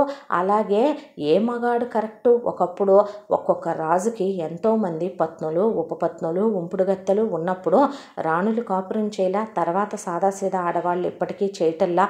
నేను మగాడినని ఎందుకు అనుకుంటావు, మనిషినని ఎందుకు అనుకో అనేసరికి వాడికి చేతులెత్తి దండం పెట్టాలనిపించింది. ఆ క్షణం నాకేం మాట్లాడాలో అర్థం కాలేదు. ఆ తర్వాత అది పక్క గదిలోనే వాడితో కులుకుతున్నా సరే భరించే దానికి దగ్గర కావాలని అది విదిలించినా, విసుక్కున్నా, అసహించుకున్నా, చేదరించుకున్నా, అది థూ అన్నా, ఛీ అన్నా, అది నువ్వు నాకు వద్దన్నా, నువ్వు నన్ను సుఖపెట్టలేవన్నా నేను మారుతానని, నేను నీకు ఎలా కావాలో అలానే ఉంటానని దాన్ని బతిమిలాడి దాని చుట్టూ తిరగటం మొదలు పెడితే నాకే తల నరికేసినట్టు అనిపించేసింది. దాంతో ఇహ ప్రాణం విరక్తి కలిగిపోయింది. వాడు నా స్థితిలో చూసి తట్టుకోలేకపోయాను నేను. దాంతో ఒక నిర్ణయం తీసుకున్నాను. నాకు 50 ఎకరాల పొలం ఉందిగా, నీకు తెలుసుగా కావేరి. అందులో నుంచే ముందు నా మేనల్లుడి ఆస్తిని వాడి నాన్నది నేను పైసా ముట్టుకోకుండా అది జాగ్రత్త చేసేసుకున్న తర్వాత నాకున్న 50 ఎకరాల్లో 20 ఎకరాల పొలం అమ్మాను. 20 ఎకరాల పొలం అమ్మితే ఎకరం 50 లక్షల చొప్పున 10 కోట్ల రూపాయలు వచ్చినాయి. ఆ 10 కోట్ల రూపాయల్లో కూడా నేను ముందు ఎక్కడా మనుషులకి అక్కడికి దాదాపు మానవ ప్రపంచానికి సంబంధం లేని చోటుకెళ్ళి ఒక ఎస్టేటు, దాంట్లో ఒక ఇల్లు, పనివాళ్లతో సహా ఉంటే దాన్ని ముందు కొనేశాను. ఒక 5 కోట్లు పెట్టి కొనేసిన తర్వాత ఒక 5 కోట్లు క్యాష్ తీసుకొని ఇంటికి వచ్చాను. ఆ రోజు శ్రీరామ్ ఇంట్లో లేడు. నేనే వాడిని కావాలని వాళ్ళ నాన్న వాళ్ళ వైపు ఆస్తి కౌలుకిచ్చాను. కౌలు తెమ్మనమని పంపించాను. కడుపు మండిపోయి మనుషుల్ని పెట్టాను. మనుషుల్ని పెట్టి దీని ప్రియుడిని తుక్కు ర్యాక్ కొట్టించి వాడిని ఇంట్లో నుంచి గెంటేశాను. ఇది ఎదురు తిరిగింది. దీన్ని కుక్కను కొట్టినట్టు కొట్టాను. కొట్టి ఏమే బజారు దానా, నువ్వు ఆడదానివా లేకపోతే అసలు నిన్ను ఏమనాలే పశువా, నీ అమ్మ కడుపున నా కడుపున నీలాంటి కూతుళ్ళు ఎలా పుడతారే పాపిష్టిదానా, ఇదిగో కులుకుదూగానే ఆగు, వాడితో ఏముందే, రోజుకొకటితో గంటకొకటితో కులుకుదూగానే, ఎంతమంది మగాళ్ళు కావాలి నీకు, ఏ మగాడు అందించే సుఖమైనా అది కాదంటే పశువా అని నేను నిన్నిక్కడి నుంచి తీసుకెళ్ళిపోతున్నాను. ఇప్పుడు బావ రావాలి. బావ వచ్చిన తర్వాత నువ్వు నేను బావ కలిసి ఈ ప్రపంచానికి దూరంగా ఒక చోట నేను ఇల్లు తీసుకున్నాను. అక్కడికి వెళ్ళిపోయాక అక్కడ నీ కోసం జైలు లాంటి గది కూడా తయారు చేయించా. నువ్వు మాడిందాకా ఆ గదిలో పెడతా, నిన్ను కుక్కను కొట్టినట్టు కొడతా రోజు. ఆ తర్వాత నీకు బుద్ధి వచ్చి నువ్వు బావతోనే కాపురం చేయాలి. ఆ తర్వాత కూడా నువ్వు ఆ ఇల్లు దాటి వెళ్ళలేవే, ఆ ఎస్టేట్ దాటి వెళ్ళలేవు. చుట్టూ మనుషులు పహారా కాస్తూ ఉంటారు. ఎలక్ట్రికల్ ఫెన్సింగ్ ఉంది. ఏగా చీమ దోమ కూడా బయటికి వెళ్ళలేదు. నిన్ను కావాలని వాడడిగాడు కాబట్టి ప్రాణాలతో ఉంచుతున్నానే పాపిష్టిదానా అని దాన్ని చితక్కొట్టి నేను బయట గడేసేసి ఆ తర్వాత తీసుకొచ్చిన క్యాషు నా వార్డ్రోబ్లో పెట్టి నేను కాస్త పనుందని చెప్పి బయటికి వెళ్ళాను. నేను చేసిన పెద్ద పొరపాటు, నా మందబుద్ధికి తెలియని విషయం ఏంటంటే దాని దగ్గర ఫోను నేను లాక్కోకపోవటం. అది నేను బయటికి వెళ్ళగానే దాని ప్రియుడికి ఫోన్ చేసుకుందే. ఇంట్లో పనివాళ్ళు ఎవరూ లేరు. దాంతో వాణ్ణి రమ్మనమని అది కబురు చేసిందే. కబురు చేసి ఆ తర్వాత వాణ్ణి తీసుకుని అది కారు ఎక్కిందే. నేను రోడ్డు మీద ఎంతో దూరం వెళ్ళలా. దిగుల్లో ఆలోచనలో పడి నడుచుకుంటూ వెళుతుంటే కన్న తండ్రి నన్ను కూడా చూసుకోకుండా నన్ను కారుతో గుద్దేసింది. ఆ మాట వినేసరికి స్థాణువులైపోయారు వాళ్ళు. నన్ను కారుతో గుద్దిన తర్వాత రక్తపు మడుగులో అంతెత్తున ఎగిరి పడితే నన్ను ఆ తర్వాత దగ్గరకు వచ్చి, ఏరా బతికేద్దామని నా ప్రియుణ్ణి నువ్వు కొట్టిస్తావా, నన్ను నువ్వు కొడతావా, నీ ఎల్లుడితో నువ్వు నన్ను కాపురం చేయిస్తావా, గుర్రాన్ని నీళ్ళ దాకా తీసుకెళ్ళగలంగానే నీళ్లు తాగించలేమని నీకు తెలీదు, నా గురించి నేనేంటనేది నువ్వు తెలుసుకునే రోజు ఒకటి వచ్చుద్దులేమనమని నన్ను కాళ్ళతో ఎగిరెగిరి తన్ని నా ముఖాన ఉమ్మేసి రక్తపు మడుగులో ఉన్న నన్ను స్పృహ లేకుండా పడున్నా పట్టించుకోకుండా ప్రియుణ్ణి తీసుకొని అక్కడి నుంచి వెళ్ళిపోయింది. ఆ తర్వాత వాణ్ణి అదే ఇంట్లో వేరే గదిలో దాక్కోబెట్టి ఈలోపు ఇది పవర్ఫుల్గా ఉండే విషం తీసుకొని వెళ్ళింది. శ్రీరామ్ ఇంటికి వచ్చాడు. మామయ్య ఏడి అని అడిగితే లేడు బయటికి వెళ్ళాడు, మనం ఎక్కడికో వెళ్ళిపోతున్నామంట బావా, నాన్న నన్ను కూర్చోబెట్టి మాట్లాడాడు. చిన్నప్పుడు మనం ఎలా ఉండేవాళ్ళము, నన్ను ఎలా కన్నాడో, ఎంత ప్రేమగా పెంచాడో అన్నీ గుర్తు చేశాడో. నేను పూర్తిగా మారిపోయానని ఇది వాడిని పట్టుకొని వగలమారి ఏడుపులు ఏడిసి పతివ్రతలాగా గుడికెళ్ళొచ్చానని నొసట్లో కుంకుమ మెళ్ళలో మంగళసూత్రం వేసుకొని ఆ తర్వాత ఇది నేను గుళ్ళో స్పెషల్గా అర్చన చేయించుకొచ్చానని ప్రసాదం తినమంటే నాకు ఇప్పుడేం వద్దు అని వాడంటే, ప్రసాదం వద్దనకూడదు, నేను మారానని చెప్తున్నా, నన్ను దూరం పెడతావా బావా అని వాడికి ఇంత చక్కెర పొంగల్లో విషం కలిపి ఒక బౌల్కి పెట్టేసింది వాడికి. అది తిన్న తర్వాత వాణ్ణి గదిలోకి తీసుకెళ్ళి అదని ఇదని కబుర్లు చెప్తూ కూర్చుంది. ఆ తర్వాత ఇప్పుడే వస్తానని వాడున్న గదికి బయట గడి పెట్టేసేసరికి వాడికి పెద్ద పెద్ద బ్లడ్ వామిటింగ్స్ అయ్యి ముక్కుల్లోంచి నోట్లో నుంచి రక్తం పట్టడం మొదలయ్యేసరికి ఇది నా గదిలో ఉన్న 5 కోట్ల రూపాయల క్యాషు, ఇంట్లో ఉన్న సావిత్రి నగలు, పార్వతి నగలు, మా అమ్మ నగలు, దీనికి చేయించిన నగలు మొత్తం తీసుకొని దీని ప్రియుడితో సహా లేచిపోయింది. చెప్పాలంటే గనక బడితెగిచ్చి వాడితో వెళ్ళిపోయిందే. ఆ తర్వాత శ్రీరామ్ రక్తపు మడుగులో పడున్నాడు. అనుకోకుండా ఎప్పటి నుంచో పరిచయం ఉన్న పనివాడు ఒకడు ఇప్పుడు వాడే మన తోటమాలిగా పనిచేస్తున్నాడు. నన్ను పలకరిద్దాం కదా అని కొన్ని మొక్కలు అడిగానని వాడు వచ్చాడు. అయితే ఆ వచ్చిన వాడు బాబుగారు అంటుంటే కొన ఊపిరితో ఉన్న వీడు మూలుగుతుంటే ఆ మూలుగు విని తలుపు గడిదీసేసరికి రక్తపు మడుగు. పాపం వాడి కాలు చెయ్యి ఆడక రోడ్డుకెళ్ళి ఇంకా వాడు ఒక ఆటో మాట్లాడి, బలిష్టంగా ఉండే మనుషులు కాబట్టి శ్రీరాముని భుజాన్ని వేసుకొని ఆటోలో హాస్పిటల్కి తీసుకెళ్తే డాక్టర్లు జాయిన్ చేసుకుని బాబు కలిగినింటి బిడ్డయ్యా, మీకు ఎంత ఖర్చు అయినా వాళ్ళు భరిస్తారు అని చెప్పేసరికి శ్రీరామ్కి ట్రీట్మెంట్ చేశారు. ట్రీట్మెంట్ చేసిన తర్వాత వాడు 3వ రోజుకి కళ్ళు తెరిచి కోలుకున్నాడు. ఆ తర్వాత డాక్టర్లు శ్రీరామ్నే ఇలా పాయిజన్ పెట్టారు అని చెప్పేసరికి అక్కడికి వాడు అమౌంట్ కట్టేసి డిశ్చార్జ్ అయ్యే ఇంటికి వచ్చాడు. పోలీస్ కంప్లైంట్ ఇచ్చాడు నా గురించి. ఆ తర్వాత ఇల్లంతా వెతికాడు, తెలిసిన వాళ్ళ గురించి వెతికాడు, నా ఫోన్కు ట్రై చేశాడు, ఎక్కడ ఏదే దొరకలా.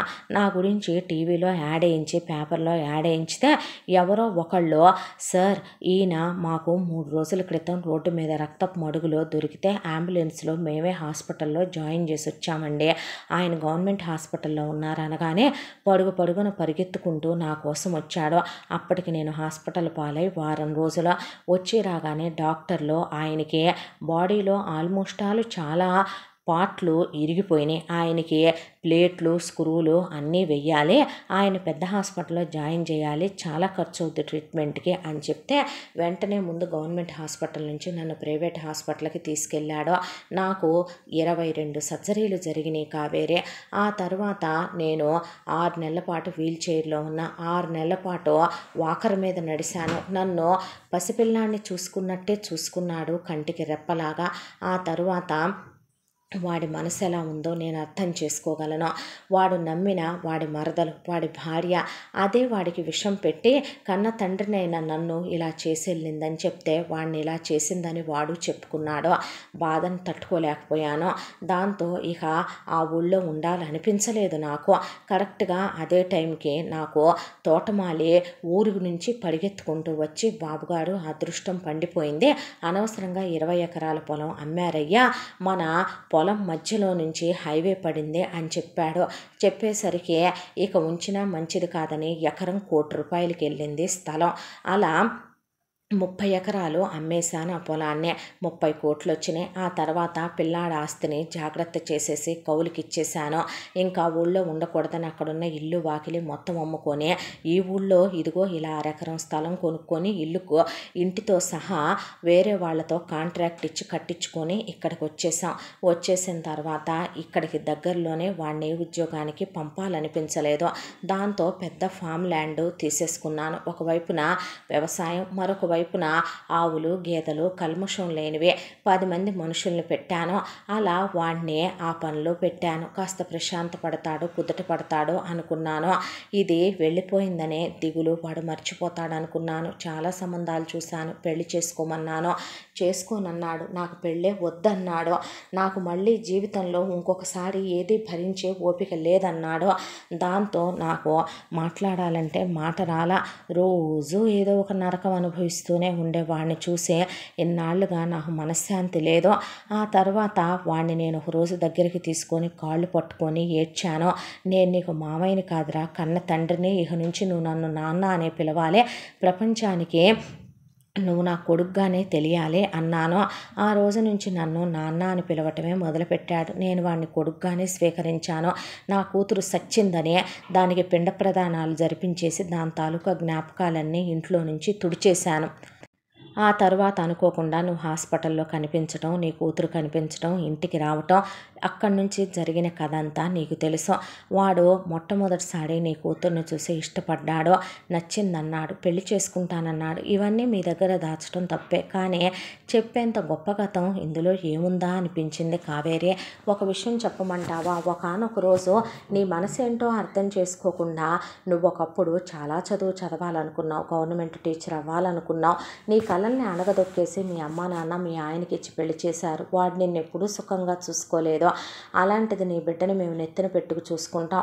నా దృష్టిలో జరిగిపోయింది ఒక కళ అనుకుంటున్నాను, వేడకళ అనుకుంటున్నాను. కాకపోతే మళ్ళీ ఈ దరిద్రం ఎందుకు దాపరించిందో నాకు అర్థం కావటం లేదు. ఇది మళ్ళీ శని దాపరించినట్టు దాపరించింది ఏంటా అనే నా బ్రెయిన్ పనిచేయటం లేదు. ఏమ్మా, నా కొడుకు చేసింది నీకు తప్పనిపిస్తోందా జానకి? వాడెవరికి ద్రోహం చేయలేదమ్మా, అన్యాయం చేయలేదు. లీల. నిజంగా నీ రాముడు శ్రీరామచంద్రుడే తల్లే. కావేరి, నీ దగ్గర తప్పు దాచినందుకు క్షమించు. కానీ నిజంగా ఎలాంటి దురుద్దేశంతోనూ నేను దాచలేదు. నా కూతురే నాకు విషం పెట్టిందని, నా కడుపునే నేను అలాంటి నీచురాల్ని కన్నానని, అది నా కళ్ళ ముందే ఒకడితో కాలు జారుతుంటే చూశానని, నా అల్లుడు ఇలా భరించాడని ఏ తండ్రి చెప్పుకోగలడు చెప్పు అనేసరికి ఆవిడ చర్చ అదేం లేదులే వదిలేసే అన్న తర్వాత, ఇప్పుడు ఏం చేద్దాం అనుకుంటున్నారు అంకుల్ అన్నాడు రాఘవ. ఏం చేసేదేముంది నాన్న, ఎప్పుడూ అనుకున్నదే అనుకున్నట్టుగా చేయటమే నాకు అలవాటు. దాని ప్రకారమే రేపు వీళ్ళిద్దరికీ పెళ్లి జరిపిస్తాను. తను విడాకులు ఇవ్వలేదంటుందే, అక్కకిచ్చి పెళ్లి చేస్తే ఆ పెళ్లి చెల్లుద్దంటారా? చూడరా, ప్రపంచం చాలా విశాలమైందే. దేవుడి కనురెప్ప వేయడంట. ఎందుకంటే కనురెప్ప వేసే కాలంలో ప్రళయాలు వస్తాయనే. ఈలోపు కాలం చాలా వాటిని మార్చేయచ్చు. ఏం జరగాలని రాసిందో ఎవరికి తెలుసో. రేపటి సూర్యోదయం అందరి జీవితాల్లో వెలుగులు నింపటానికి రావాలని ఆ భగవంతుడిని కోరుకుంటున్నాను అంటే ఎవరూ ఏమీ మాట్లాడలేదు. ఆ తర్వాత శ్రీరామ్ దగ్గరికి వెళ్ళింది జానకి. జానకిని పట్టుకొని శ్రీరామ్ ఏడ్చేశాడు. బాధపడొద్దని కన్నీళ్లు తుడిచిందే. ఎవరో విలువలేని ఆడదాని కోసం నిన్ను నేను వదులుకోలేను అని చెప్పిందే. దాంతో నాకు నువ్వు కావాలి జానకి అని వెక్కి వెక్కి ఏడ్చాడు. దాంతో ఆయనకి చాలా బాధేసింది బలరామయ్యకి. వెళ్ళి పడుకోండి ప్రశాంతంగా, తెల్లాడిన తర్వాత మిగతా విషయాలు మాట్లాడుకోవచ్చంటే ఎవరి గదుల్లోకి వాళ్ళు వెళ్ళిపోయారు.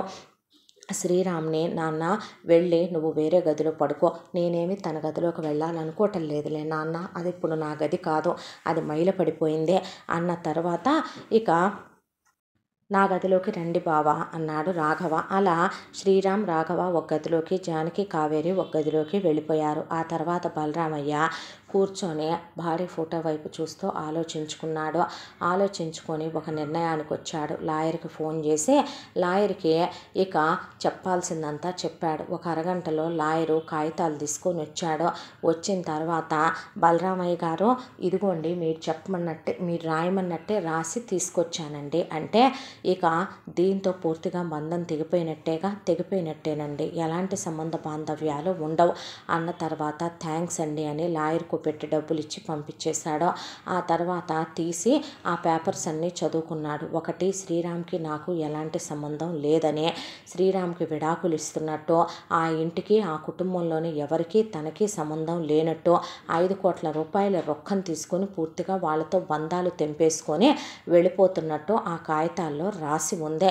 అల్లుణ్ణి పూర్తిగా బంధ విముక్తుణ్ణి చేయాలని ఆయన తీసుకున్న నిర్ణయం రేపటి ఉదయానికి ఆయన పలికిన నాంది. దాంతో ఆయన ఆ కాగితాలు తీసుకుని అప్పటికే ఆయన తెప్పించిన డబ్బులు ఒక 5 కోట్ల రూపాయలు బ్యాగ్ నిండా సర్దుకొని కూతుర్ని వెళ్ళిపోమని చెబుదామని చెప్పి మేడ మీద గదిలో ఉన్న కూతురు గది దగ్గరికి వెళ్ళబోతూ ఉండగా లోపల నుండి మాటలు వినిపిస్తున్నాయి. మాటలు వినిపించేసరికి కాళ్ళకున్న చెప్పులు విప్పి పక్కకి పెట్టేసి కర్ర కూడా పక్కకి పెట్టి అలా కిటికీ దగ్గరికి వెళ్ళి ఆనుకొని నుంచున్నాడు బలరామయ్య. రేయ్ వికాస్ అని భవే మాట్లాడుతోంది, స్పీకర్లో మాట్లాడుతోంది. చెప్పరా, నువ్వు వెళ్ళిన పని ఎక్కడ దాకా వచ్చింది? మనం వేసిన పావు పారిందా? అక్కడ పారకేమవుద్దురా, వీడు ముసలోడు, వీడికి ఇంకొక ఆప్షన్ ఉందా? నేను రాగానే వీడికి అన్నీ గుర్తు చేశానులే. చిన్నప్పుడు వీడికి నేను లేటుగా పుట్టింది, ఆ తర్వాత వీడు నన్ను కన్నదే, వీడు నాకు కాళ్ళకి పట్టీలు పెట్టింది, నన్ను భుజాల మీద ఎత్తుకొని తిప్పింది, మా అమ్మ పోయాక వీడు పెళ్లి చేసుకుంది, ఇవన్నీ వీడికి గుర్తు చేశాను. వీడు మెత్తబడ్డాడు. వాడి విషయంలో ఇక వాడే నా మొగుడని, వాడికి నేను తాళి కట్టించుకున్నాను కాబట్టి నన్ను ఎలా వదిలేస్తావని తప్పు చేశానని షో ఆఫ్ చేశాను. ప్రస్తుతానికి సైలెంట్ అయ్యారో, పెళ్ళి ఆపేసినట్టున్నారో, ఏమీ ఇంట్లో హడావిడి లేదో. ఇక ముందు రేపు దాన్ని, దాని అమ్మని, దాని తమ్ముడిని ఇంట్లో నుంచి గెంటెయ్యాలి. ఆ తర్వాత ముసలోడికి అనుమానం రాకుండా కొన్ని రోజుల పాటు పూజ పునస్కారాలు, వంట వార్పు చేస్తూ నేను పూర్తిగా మారిపోయాననే నమ్మకం కల్పించాలి. ఆ తర్వాత కొన్నాళ్ళు వాడితో కాపురం చెయ్యాలి. కాపురం చేసి ఆ తర్వాత బాగా క్లోజ్ అవ్వాలి. క్లోజ్ అయిన తర్వాత ఒకరోజు నా మొగుడు బయటికి వెళ్తాడు. వెళ్ళిన నా మొగుడు మళ్ళీ తిరిగి రాడు. యాక్సిడెంట్ అయ్యి యాక్సిడెంట్లో పోయి శవం తిరిగొచ్చుద్ది. నేను కుప్పకూలిపోతాను. ఆ తర్వాత విధవనైన నన్ను చూసే ముసలోడు దిగులు పడిపోతాడు. ముసలోడు నాకెటు మేనల్లుడు పోయినా ఇంకో పెళ్లి చెయ్యాలనుకోడు. ఈలోపు నేను వాడికి ఏ కడుపు కాలు రానివ్వను. ఆ తరువాత ఇక పోయినసారంటే ముసలోడిని గుద్దేస్తే బతికేశాడు, ఈసారి అలా బతకదు. అసలు నేను ఒకసారి ప్లాన్ వేసానంటే ఆ ప్లాను ఎస్కేప్ అవ్వదు. నీకో విషయం తెలుసా, చిన్నప్పుడు ఏం జరిగిందో? ప్రపంచమంతా మా అమ్మ కాలు జారి పడిపోయింది అనుకుంటుంది, కానీ మా నాన్నకే మా అమ్మ తోడు లేకుండా చేసేసి దాన్ని పైకి పంపించింది నేనే. నేను 10 ఏళ్ల వయసులో ఉన్నప్పుడు ఒకసారి నేను స్కూల్లో ఒక అమ్మాయిది చాలా నచ్చిందని చెప్పి దాని పెన్సిల్ బాక్స్ దొంగతనం చేశాను. ఆ విషయం టీచర్ ఫోన్ చేసి మా అమ్మకు చెప్పింది. చెప్పేసరికి ఇక మా బావ అడ్డొస్తున్నా వినకుండా మా బావను గదిలో పెట్టి గడేసి మా అమ్మ మా నాన్న బెల్ట్ తీసుకొని నన్ను చావబాది వాతలు పెట్టింది. ఇలాంటి పనులు పెద్దయ్యాక చేస్తావా అని. దాంతో నా కోపంతో పగ రగిలిపోయింది. మా బావ ఏడ్చి ఆ గదిలో పడుకుండిపోయాడు. ఆ తర్వాత మొగుడొచ్చే టయానికి ఇది పూలు పెట్టుకొని రెడీగా ఉండాలని, దేవుడికి పూజలు చెయ్యాలని, మొత్తానికి రోజు ఇది పైకి వెళ్ళి శనజాజి పూలు కోయటానికి వెళ్ళుద్దే. అలా వెళ్ళినా దీని వెనకాలే వెళ్ళాను. ఇది కొట్టిన సంఘటన గుర్తొచ్చింది. ఛీ నీతి మాలిందానా అని మీ నాన్న రాగానే చెప్తానని, మనకేమి లేక ఇలాంటి పనులు చేశావని మీ నాన్న అడిగితే కొనిపెట్టడా అని, ఇప్పుడు నేను ప్రపంచమంతా దొంగ దొంగ అంటది కదే అని, రేపటి నుంచి క్లాసులో ఏం పోయినా నీదే తప్పు అంటారని అదన్న మాటలు గుర్తొచ్చి కోపంతో రగిలిపోయాను. దాంతో వెళ్ళి దాని 2 కాళ్ళు ఎత్తేసాను. ఇక నేను తోసిన ఒకే తోపుకి అది పైన నుంచి కింద పడింది. కింద ముసలోడు రాళ్ళు బరిపించాడు పెళ్ళాం కాళ్ళకి మట్టి అంటకూడదని. ఆ రాళ్ల మీద పడి 3వ అంతస్తు మీద నుంచి పట్టంతో తలకు తగిలింది దెబ్బ. స్పాట్లో పోయింది. పోయిందా లేదా అని కిందకొచ్చి అప్పుడే సినిమాలు సీరియల్స్ చూడట్లేదేంటి, ముక్కు దగ్గర 1కి 4 సార్లు చేపట్టి నాడి పట్టుకొని దాన్ని చెక్ చేసుకున్నాను. పేడ విరగడైందని ఇక మనసారా నవ్వి నవ్వి నవ్వి నవ్వి దాన్ని తిట్టి తిట్టి తిట్టి కాళ్ళతో తన్ని అది నన్ను కొట్టిన దెబ్బలన్నీ దాన్ని కొట్టి ఏమీ ఎరగనట్టు పక్కకు నుంచున్నాను. ఈలోపు మా బావ మా నాన్నని తీసుకురావటానికి ఆల్రెడీ అప్పటికే బయటికి వెళ్ళి ఒక అరగంట అయింది. అరగంట అయితే అమ్మ నన్ను కొట్టిందని, నన్నేమీ అనొద్దని చెప్పటానికని వాడెళ్ళాడు. అయితే వీళ్ళిద్దరూ వచ్చేపాటికి అమ్మ పువ్వులు కోస్తూ కాలు జారి పడిపోయిందని ఏమీ ఎరగనట్టు స్తంభానికి ఆనుకొని కూర్చునేపాటికి ముసలోడు చానాళ్ళు డిప్రెషన్లోకి వెళ్ళిపోయాడు, పెళ్ళం పోయిందని. ఆ తర్వాత మా అమ్మని లవ్ చేశాడంటే అప్పట్లో, అందుకని ఆడింకో పెళ్లి చేసుకొని అన్నాడు. పేడా పోయింది అనుకున్నాను. ఆ తర్వాత అక్కడి నుంచి మా పెంపకాల్లో వాడు మునిగిపోయాడు. ఇంటర్లో నువ్వు నా లైఫ్లోకి వచ్చావు. నేను 2 అనుకుంటానురా, నాకు శారీరక సుఖం కావాలి, లైఫ్ని నేను ఎంజాయ్ చేయడానికి నాకు డబ్బులు కావాలి. నేను ఆ 2 కోసం ఏమైనా చేస్తాను. నువ్వు నాకు సుఖాన్ని ఇస్తావు. నాతో పాటు నేను కొట్టినా తిట్టినా కుక్కల్లే పడుంటావు. శ్రీరామ్ గాడు పడుంటాడు, కానీ వాడు మా నాన్నకి విధేయుడిగా పనిచేస్తాడు. నాకు ప్రపంచాన్ని ఏలాలనుందే, డబ్బుల్ని వెదజల్లుకుంటూ వెళ్ళాలనుంది, లైఫ్ని ఒక రేంజ్లో ఎంజాయ్ చేయాలనుంది. అది నీతో అవుద్ది కానీ వాడితో అవ్వదు. వాడు పెద్ద పప్పుగాడు. వాడికి సంసారం, భార్య, కాపురం. నాకు రోజుకో మగాడు కావాలి. నేను ఎవరితో కావాలంటే వాడితో తిరిగి సుఖపడతాను. నువ్వు ఏం పట్టించుకోవో. నువ్వు వేరే దాన్ని తీసుకొని ఇంకో గదిలోకి వెళ్ళి ఎంజాయ్ చేస్తావు, నేను లైట్ తీసుకుంటా. కానీ శ్రీరామ్ గాడు, నేను శ్రీరామచంద్రుడిని ప్రతిదీ మా నాన్న నోటీస్కి వస్తుంది. అందుకనే ముగిచ్చేద్దాం అనుకున్నాను ఆ రోజునే. అయితే ఈలోపు వాడే సీరియస్ అవటం మా ముసలోడు బుర్రకి ప్లాన్ వచ్చింది. నిన్ను నన్ను మనిద్దరం కలిసి ఉంటాం చూసి వాడు తట్టుకోలేకపోయాడు. మా బావని బయటికి పంపించే ఆ తర్వాత వాడు ఇక నిన్ను కొట్టి వెళ్ళగొట్టాడు, నన్ను కొట్టాడు. ఆ తర్వాత వాడు ఆస్తులన్నీ అమ్మాడు, ఒక చోట ఎస్టేట్లు కొన్నానన్నాడు. ఆ తర్వాత నన్ను తీసుకెళ్ళి గృహ నిర్బంధం చేస్తానన్నాడు, బయటికి రానివ్వనన్నాడు. నేనెవరనుకుంటున్నాడు వాడు నన్ను? గుర్రాన్ని ఎవరైనా కట్టేయగలరా? ఎవరి వల్ల అయినా అవుద్దా? నేను పంచకళ్యాణి గుర్రాన్ని, ఎవరి వల్ల అవుద్ది అసలు నన్ను కట్టేయటం? దాంతో నీకు ఫోన్ చేశా, రమ్మన్నా. ముసలోడు పోతాడనే అనుకున్నా. ఆ రోజు గుద్దాను, రక్తపు మడుగులో వదిలేసి వచ్చాను, కుక్కను కొట్టినట్టు కొట్టాను, కానీ వీడు బతికేశాడు. ఆ తర్వాత వచ్చాను, వాడికి విషం పెట్టాను, వాడు పోతాడు అనుకున్నాను, బతికేశాడు. నేను చేసిన పెద్ద పొరపాటు ఏంటో తెలుసా? ఆ రోజు వీడుకున్న ఆస్తి మీద, శ్రీరామ్ గారి ఆస్తి మీద ముసలోడు జాగ్రత్త చేశాడనే విషయం నేను మర్చిపోవటం, దాని మీద నేను ఫోకస్ చేయకపోవటం. ముసలోడి పేరు మీద ఉన్న 50 ఎకరాల్లో ముసలోడు అమ్మింది 20, ఇంకా 30 ఉంది. ఆ అమ్మిన 20కి వచ్చింది 10 కోట్లే, కానీ ఉన్న 30కి వచ్చింది 30 కోట్లు. అది కాకుండా ముసలోడుకున్న ఎస్టేట్ 5 కోట్లు. ముసలోడుకున్న ఇల్లెంత, ముసలోడు అంతకుముందు వ్యాపారాల మీద సంపాదించిందంత, పొలాల మీద ఉన్న కౌళ్ళెంత, నేను నీతో పాటు తీసుకొచ్చిన నగలు 5 కోట్ల రూపాయలే. అవి కాకుండా ముసలోడు బ్యాంకుల్లో ఎన్ని నగలు దాచుంచాడో అవన్నీ నా బ్రెయిన్కి ఆలోచన తట్టలేదు. దాంతో నీతో వచ్చాను, లైఫ్ని ఎంజాయ్ చేశాను, డబ్బులు అయిపోయినాయి. కానీ నేను ఫోకస్ చేసే ఆరాలు తీసేసరికి ఇవన్నీ బయటకు వచ్చినాయి. ముసలోడు ఇలా పొలం అమ్మేశాడని, వెళ్ళిపోయాడని, ఇక్కడ ఉంటున్నారని, ముసలోడు ఇలా ఇల్లు కట్టించాడని, ఆ తర్వాత ముసలోడు కొడుకుతో ఫామ్ ల్యాండ్ కొని ఇలా ఒకవైపున ముసలోడు వ్యవసాయం చేస్తూ ఇంకొక వైపున కొడుకు చేత సిటీలో వీడు ఆర్గానిక్ డెవలప్మెంట్ మొదలుపెట్టాడని, వీడు పాల వ్యాపారాలు, ఇలా వీడు కోళ్ళు మేకలు వ్యాపారాలు స్టార్ట్ చేశాడని, ఆ తర్వాత వీళ్ళ లైఫ్లోకి వీడి చిన్ననాటి స్నేహితురాలు, వీడి చెల్లి అయినటువంటి కావేరి ఎంటర్ అయిందని, దాని కూతురు ఎంటర్ అయిందని, దాని కొడుకు ఎంటర్ అయ్యాడని, ఇవన్నీ నేను బయట ఉండే ఫోకస్ చేసి కనుక్కున్నాను. ఆ తర్వాత ఒక్కటే, ఇక వీళ్ళకి నన్ను కాదనే ఆప్షన్ లేదు. ఎందుకంటే వీడికి నేను విడాకులు ఇవ్వను. కాబట్టి ప్లాన్ చేసుకొని తిరిగి మళ్ళీ నా పాగానే ఇక్కడ పాతాను. ఎలాగైనా పెళ్ళి ఆపాలనుకున్నాను కాబట్టి పెళ్ళి రేపనగా ఈరోజు వచ్చా, పెళ్ళి ఆపేశా. ఇప్పుడు అది వీడిని చీకొట్టి ముసలోడు పెళ్ళైన విషయం వాళ్ళ దగ్గర దాచాడు, అది నాకు తెలుసు. కాబట్టి అది వెళ్ళిపోయిన తర్వాత నేను నా డ్రామా మొదలు పెడతాను. మొదలుపెట్టి కొన్నాళ్ళు నటించిన తర్వాత ఆ శ్రీరామ్ గాడు పోతాడు, నేను విధవనవుతాను. అయిన తర్వాత మెల్లగా ముసలోడిని పైకి పంపాలి. నా మొగుడు ఆస్తి నా మొగుడు పోయాక నాదే కాబట్టి వాడికి చాలా ప్రాపర్టీలు ఉన్నాయి. వాడి బాబు వాళ్ళే ప్యాలెస్లు లాంటి ఇళ్ళు ఉన్నాయి, దానికి తోడు తోటలు ఉన్నాయి, స్థలాలు ఉన్నాయి, పొలాలు ఉన్నాయి. వాడు ఒక్కడే వారసుడు, వాడు పోతే అది వచ్చేది నాకే. అది కాకుండా ముసలోడినే పోయినసారంటే యాక్సిడెంట్ చేసినా బ్రతికేశాడు, కానీ ఈసారి విషం బోరు కొట్టేసిందనుకో, పద్దపద్దాక ఒకటే విషం వాడతామా ఏంటి?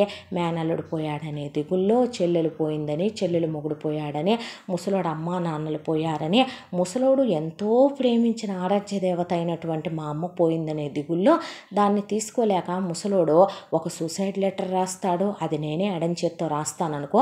నాకు ముసలోడి హ్యాండ్ రైటింగు, మా బావ హ్యాండ్ రైటింగు అన్నీ ఎడం చేత్తో రాయటం వచ్చు. రాసి ఓ సంతకం పెడతా, ముసలోడికి అంతేదో ఒకటి కలిపి పెట్టేస్తా, పోతాడు. ఆ తర్వాత నేనే కదా ఈ ప్రాపర్టీకి క్వీన్ని, ఇంకా నన్నెవడ్రా అడ్డుకుంటాడు? మళ్ళీ నువ్వు వద్దు కానీ లైఫ్ని ఎంజాయ్ చేద్దాం. ఈసారి మాత్రం మనీ వేస్ట్ అవ్వకుండా మనం కూడా మ్యూచువల్స్లో వీటిల్లో ఇన్వెస్ట్ చేసుకుందాం. కొంత డబ్బుతో ఎంజాయ్ చేద్దాం. ఎలా ఉంది నా ప్లాను? నాకు కావాల్సింది డబ్బు. దాని ముందు నాకు అమ్మ నాన్న, మొగుడు, అక్క, చెల్లి, ఫ్రెండ్స్ ఇలాంటి సెంటిమెంట్స్ ఏవి ఉండవు. నాకు సుఖాన్ని అందించే మగాళ్ళు కావాలి, మగాడు కాదు. నిజం చెప్పమంటావా, శ్రీరామ్ గాడు మగాళ్ళ చాలా బాగా కాపురం చేస్తాడు, కానీ నాకు వాడు సరిపోడు. నాకు నువ్వు బెస్ట్ అని నేను ఎందుకు అనుకున్నానో తెలుసా? నువ్వు కుక్కల్లే నా కింద పడుంటావు. నేను ఎవరిని పిలుచుకురమ్మంటే వాడిని పిలుచుకొస్తావు. నీకు వాడికి అదే తేడా. ఓపెన్గా చెప్పమంటావా, మగాడినైతే హ్యూమనైజర్ అంటారు, ఆడవాళ్ళని ఏమనుకున్నా ఐ డోంట్ కేర్. క్లియోపాత్ర అలా అనుకుంటే ఎంతోమందితో సుఖపడిపోయిందంట. క్లియోపాత్రను ఇప్పుడు ఎవడైనా పతివ్రత కాదంటున్నాడా? పాతివ్రత్యాలను అడ్డం పెట్టుకున్న వాళ్ళంతా ఏవైనా స్వర్గాలకే వెళ్ళారని గ్యారంటీలు ఉందా? ఐ డోంట్ కేర్, నేను అలాంటివి పట్టించుకోను అని అలా మాట్లాడుతూ పోతుంది భవ్య. అవన్నీ విన్నా బలరామయ్య చేతిలో బ్యాగు జారిపోయింది, కాగితాలు కింద పడిపోయినాయి. భార్య ఫోటోకి ఆయన వెలిగించి వచ్చిన దీపం అలాగే వెలుగుతూ పెద్ద గాలి వర్షం స్టార్ట్ అయ్యి ఫోటో ఊగటం మొదలైంది. ఆవిడ ఫోటోకి ఉన్న దండ కింద పడిపోయింది. ఆవిడ కన్నీళ్లతో జరిగిన నిజం ఇదండి అని ఆయనకి చెప్తున్నట్టే అనిపించింది. అంటే నా భార్యని నాకు దూరం చేసింది ఇదా? నా భార్య పోయిందని నేను డిప్రెషన్లోకి వెళ్ళిపోయి నా భార్య స్థానాన్ని ఇంకొక ఆడదానికి ఇవ్వలేక నేను ప్రత్యక్ష నరకాన్ని అనుభవించేలా చేసిందే నా కడుపున పుట్టిన ఆడ కూతురు, అది నా కూతురు. అంటే ఇది నా మీద, నా అల్లుడి మీద ప్రేమతో రాలేదని నాకు తెలుసు, కానీ డబ్బు కోసం వచ్చిందే, ఇది మళ్ళీ మమ్మల్ని పైకి పంపించడానికి వచ్చిందే. భగవంతుడా, నేనేం పాపం చేస్తే దీన్ని నా కడుపున పుట్టించావయ్యా, నా నిర్ణయాన్ని నేనే మార్చుకుంటున్నాను తండ్రి అని కిందకు వచ్చి పూజ గదిలో అలా కూర్చొని ఊళ్ళో ఉన్న దాసుకు ఫోన్ చేశాడు. దాసు, నాకు 2 గంటల్లో నేను అడిగింది తీసుకొచ్చి ఇవ్వరా నువ్వు ముందు అన్నాడు. అంటే అలాగే బాబు అన్న తర్వాత దాసు 2 గంటల్లో వచ్చాడు. ఆయన చేతికి ఆయన అడిగింది ఇచ్చాడు. ఇచ్చిన తర్వాత ఇదిగోరా అని ఆ 5 కోట్లు ఇచ్చి, ఈ విషయం నువ్వు బ్రతికుండగా నేను బ్రతికుండగా బయటికి రాకూడదు దాసు, నువ్వు వెళ్ళిపో అంటే అలాగే బాబు గారు అని దాసు వెళ్ళిపోయాడు. ఆ తర్వాత ఆయనే తెల్లవారుజామున 4-5 గంటలకల్లా కన్నీళ్లు తుడుచుకొని ముందు స్నానం చేసి పూజ చేసుకున్నాడు. ఆ తర్వాత గబా గబా కావేరిని తలుపు కొట్టి, కావేరి నువ్వులే ముందు రెడీ అయ్యి అమ్మాయిని పెళ్లి కూతుర్నిచ్చే, అరే రాఘవ నువ్వు లేసే మీ బావని పెళ్లి కొడుకుంచే. ఎందుకు నాన్న ఇప్పుడు ఇదంతా, ఎందుకేమిట్రా పెళ్లి ముహూర్తానికి టైం అవుతుంటే అని వాళ్ళని హడావిడి పెట్టేశాడు. హడావిడి పెట్టి మీరు కళ్యాణ మండపం దగ్గరికి పదండి. అదేంటి నువ్వు రావా అనేసరికి పెళ్ళికి 5 నిమిషాల ముందైనా నేను రాకుండా నేను చూడకుండా నీ పెళ్ళి అవుద్దా, నాకు కొంచెం పనుంది. అది కాదు నాన్న, పనుంది అంటున్నానా, నువ్వు పద అనేసరికి పద బాబు మేమున్నాంగా అని వాళ్ళు తీసుకెళ్ళిపోయారు. ఆ తర్వాత లోపలికి వచ్చాడో, కూతురు తలుపు కొట్టాడో, తలుపు తీసింది. తలుపు తీస్తే పని వాళ్ళందరినీ ఇంట్లో నుంచే వెళ్ళి కళ్యాణ మండపం దగ్గర కావలసిన సహాయాలు చేయమని పంపించేసి గేట్ల దగ్గర నుంచి మూసి తాళాలు వేసుకుంటూ హాల్లో ఉన్న అన్ని డోర్లు మూసేసి బ్యాక్ డోర్లతో సహా గేట్లతో సహా మూసేసుకుంటూ వచ్చాడు బలరామయ్య. ఆ తర్వాత ఏమైంది నాన్న, ఏమయ్యారు ఇంట్లో వాళ్ళంతా, పెళ్ళి ఆగిపోయిందిగా, బావ ఎక్కడికి వెళ్ళాడు, ఎక్కడికి వెళ్తాడమ్మా, ఫామ్ ల్యాండ్ దగ్గరికి వెళ్ళాడో, మరి వీళ్ళు ఎక్కడికి వెళ్ళారు, వాళ్ళ ఊరు వెళ్ళిపోయారమ్మా అన్న తర్వాత అవునా, పోన్లే నాకు ఆకలేస్తుంది నాన్న, పోపో ముందు స్నానం చేసి ఫ్రెష్ అయ్యిరా అమ్మా అని కూతుర్ని ఈ పట్టు చీర కట్టుకోవే, ఈ నగలేసుకోవే అనిస్తే ఏ నాన్న అని అడిగితే ఇట్రా అని దేవుడి గదిలోకి తీసుకెళ్ళి నిజం చెప్పమ్మా, మీ అమ్మ ఎదురుగా దేవుడి గదిలో ఉన్నావు, ఎదురుగా మీ అమ్మ ఉందే, నువ్వు నిజంగా మారావు కదమ్మా అంటే నిజంగా మారిపోయాను నాన్న, నన్ను నమ్మట్లేదా, ప్రమాణించే అనేసరికి దేవుడి ముందు కర్పూరం ఆర్పేసి దేవుడి మీదొట్టు, నీ మీదొట్టు, అమ్మ మీదొట్టు, నానమ్మ తాతయ్య అత్త మామయ్య మీదొట్టు, బావ మీదొట్టు, ఇదిగో బావ కట్టిన నా మంగళసూత్రం మీద ఒట్టు, అవునా అమ్మా రానా బంగారు తల్లి అన్న చీర చాలా బాగుంది నాన్న, 1,00,000 రూపాయలమ్మా నీకోసమే తెప్పించా, అవునా నాన్న నగలు ఎంతో బాగున్నాయి నాన్న, డైమండ్ సెట్ అమ్మా, ఇప్పుడు నుంచో అడుగుతున్నావుగా కావాలని నన్ను, దా నీకోసం చూడు ఎన్నుండిచ్చానో నీకు ఇష్టమనే అనేసరికి అమ్మో ఇవన్నీ నాకే, మరి నీకు కాక ఇన్నాళ్ళ తర్వాత తిరిగి వచ్చిన నా బంగారు తల్లికి నేను కడుపు నిండా పెట్టొద్దు అని కూర్చోబెట్టి నేనే తినిపించేదా, తినిపించు నాన్న అంది. నాన్న నీకు గుర్తుందా, నేను పుట్టినప్పుడు నన్ను చేతుల్లోకి తీసుకున్నప్పుడు నువ్వెంత సంబరపడిపోయావో అమ్మ చెప్తూ ఉండేది, నీకు గుర్తుందా నాన్న, నేను నిన్ను పొట్లో తన్ని ఆడుకునేదాన్నంట, నువ్వు ఎత్తుకుంటే తప్ప అన్నం తిన్నో అనేదాన్నంట, నీకు గుర్తుందా నాన్న, అమ్మ ఎప్పుడైనా నన్ను కోప్పడ్డా నువ్వు కోపాన్ని ఇచ్చేవాడివి కాదు, నీకు గుర్తుందా నాన్న, అమ్మ నా కోసమని ఇవి చెయ్యను అంటే అమ్మ చేత నువ్వు చేయించి పెట్టేవాడివే, నీకు గుర్తుందా అమ్మ, మీ అమ్మ తన ప్రాణాన్ని బలిదానమిచ్చి మరీ నిన్ను కందని, నీకు గుర్తుందా అమ్మ, నువ్వు పుట్టిన తర్వాత మీ అమ్మ పంచప్రాణాలు నీ మీద బావ మీద పెట్టుకుని మీ ఇద్దరు 100 ఏళ్ళు చల్లగా కాపురం చేసుకుంటే పిల్లా పాపలతో చల్లగా ఉంటే అది చూడాలనుకుందని, నీకు గుర్తుందా అమ్మ, మీ అమ్మని నేను పెళ్లి చూపుల్లో ప్రేమించి పెళ్లి చేసుకున్నానని, అవన్నీ మీ అమ్మ నీతో చెప్పింది కదూ, చెప్పింది నాన్న చిన్నప్పుడు, తినమ్మా తినని కొసరే అమ్మో నేను తినలేను నాన్న, అయిపోయిందమ్మా నా బంగారు తల్లి, ఈ పెరుగు వడ తినచూడు, ఈ కేసరి తినచూడు, ఈ వడలు తినచూడు, ఇడ్లీలో సాంబార్ నీకు ఇష్టంగా అమ్మా, ఇదిగో బజ్జీ వేయించాను, ఇదిగో నీ కోసం అనేది చేయించాను, ఇదిగో ఈ జ్యూస్ తాగాలి అని ఆయన పెట్టిన తర్వాత రామ్మ కాసేపు విశ్రాంతి తీసుకుందో కానీ తర్వాత ఫామ్ ల్యాండ్కి తీసుకెళ్తాను వెళ్ళొద్దాము అనే గదిలో పడుకోబెట్టాడు. ఆ తర్వాత కరెక్ట్గా ఒక పావు గంటకి ముక్కుల్లో నుంచి చెవుల్లో నుంచి బ్లడ్ రావటం మొదలైపోయింది భవ్యకే. నాకేమైంది నాన్న నాన్న నాన్న అంటూ ఉండగా హాల్లో కూర్చున్న ఆయన పేగులు తెగిపోవటం మొదలైందే.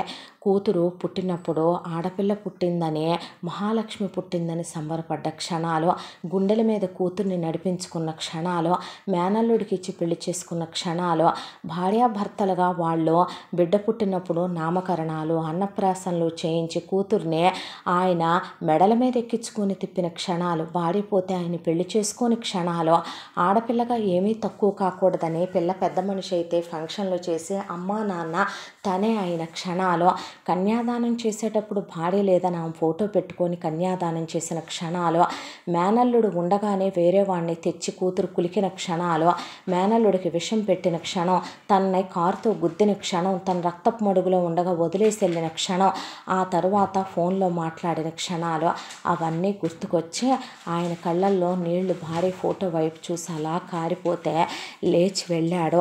వెళితే ఏమైంది నాన్న, నాకు ఏదో అయిపోయింది నాన్న, నాకు ఏమీ అవ్వలేదమ్మా, నువ్వు పెట్టే విషయమైనా బావకి ఫెయిల్ అయింది, కానీ నేను దాసు చేత ఒక పవర్ఫుల్ విషయం తెప్పించానమ్మా, అది ఫెయిల్ అవ్వదు, నువ్వు ఇంకొక పావు గంటలో ఈ లోకాన్నే విడిచి వెళ్ళిపోబోతున్నావమ్మా, నాన్న నీ కాళ్ళు పట్టుకుంటాను నాన్న, నీకు దండం పెడతాను నాన్న, నేను బతకాలనుకుంటున్నాను నాన్న, నన్ను బతికించు నాన్న, నాకు చచ్చిపోవాలని లేదు నాన్న. అవునా బావ నీకేమన్యాయం చేశాడే, నువ్వు చెడిపోయి ఒకటి దగ్గర కాలు జారాక కూడా వాడు తన్న మార్చుకుంటాను, నీకు నచ్చినట్టుంటాను, మగాడు చేస్తేనే తప్పు, ఆడది చేస్తే తప్పు కాదు అని వాడు దిద్దేసుకుని వెళ్ళిపోయి నీ కోసమని ఎంత తాపత్రయపడ్డాడో వాడికి దేవుడి ప్రసాదం అని చెప్పి విషయం కలుపుతావా?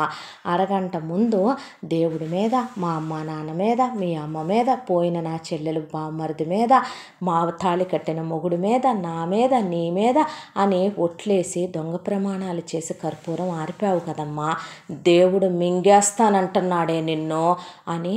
ఏమే నా భార్యని నేనెంత ప్రేమించి పెళ్లి చేసుకున్నానో, తనతో నేనేం జీవితం అనుభవించుంటానో అలాంటిది నా భార్యని నాకు దూరం చేస్తావా?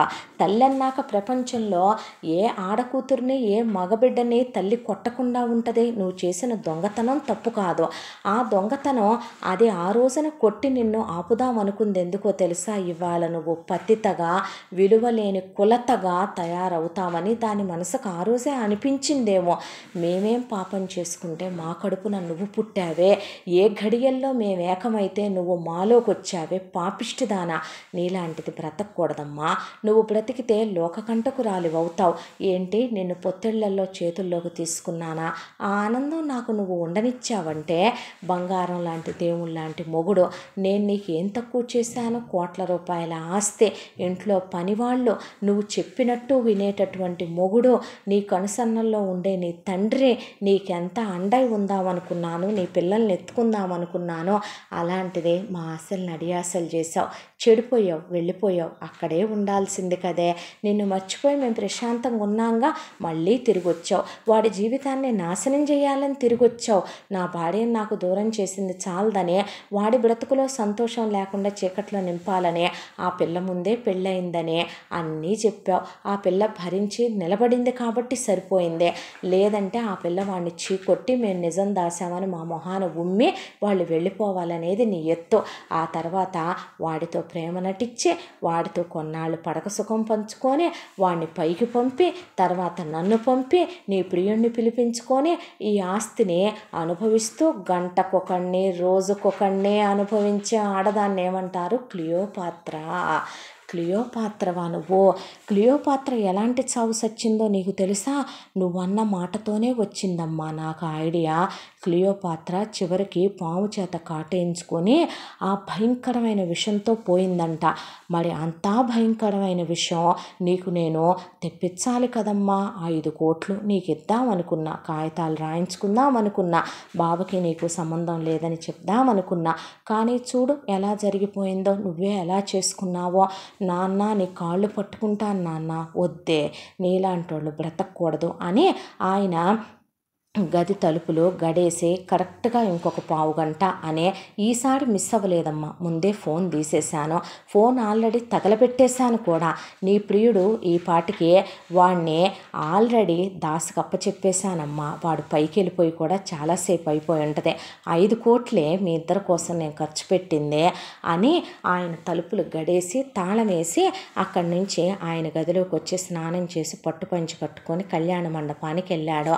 1000 కళ్ళతో ఎదురు చూస్తున్న వాళ్ళకి కరెక్ట్గా 5 నిమిషాల్లో పెళ్ళానుగా నేను వస్తానన్నట్టే వచ్చి, కానివ్వండి ఏంటి చూస్తున్నారో అనేసరికి, రావేమో అనుకున్నాను నాన్న, నిన్ను వదిలి నేనెక్కడికి వెళ్తాను రా పిచ్చోడా అని దగ్గరుండి పెళ్లి జరిపించిన తర్వాత కావేరి అప్పగింతలు ఇస్తుంటే, ఏందమ్మా అప్పగింతలు ఇస్తున్నా, మాకు అన్నీ వండి పెట్టాలని మేము ముందే ఒప్పందం చేయించుకున్నాం. ఏరా రాఘవ, మీ అమ్మని తీసుకొని ఇట్నుంచి ఇట్టే నువ్వు ఊరికి వెళ్ళి అన్నీ సర్దించుకొని ఆ గేదెలు మేకలు అన్నీ అమ్మేసుకొని ఉండేది అద్దిల్లే కాబట్టి అవన్నీ సెటిల్ చేసేసి ఆ తర్వాత అక్కడున్న సామాన్లు కూడా పని వాళ్ళకి ఇచ్చేసి బట్టలు సర్దుకొని ఏదైనా వాల్యుబుల్స్ తీసుకోవాలంటే తీసుకొని, ఒరే నువ్వు అక్కడి నుంచి తెచ్చుకోవాల్సిన నీ సర్టిఫికెట్ లాంటివి ఏదైనా ఉంటే తెచ్చుకొని ముందు ఇమీడియట్గా మీరు ఒక వారంలో బయలుదేరండి.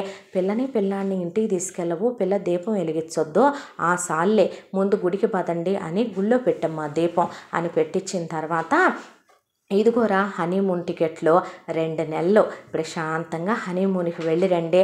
అదేంటి నాన్న ఇంటికి రాకుండా, నేను వస్తూనే నీ బట్టలు అమ్మాయి బట్టలు సర్దిచ్చి కారులో పెట్టి తీసుకొచ్చానమ్మా. కారు చూడు, అదిగో జస్ట్ మ్యారీడ్ అని హనీమూన్ అని రెడీ చేయించి తెచ్చా, మీరు వెళ్ళిపోండి అని. ఇందులో కార్డుల్లో క్యాష్ కూడా ఉన్నాయి.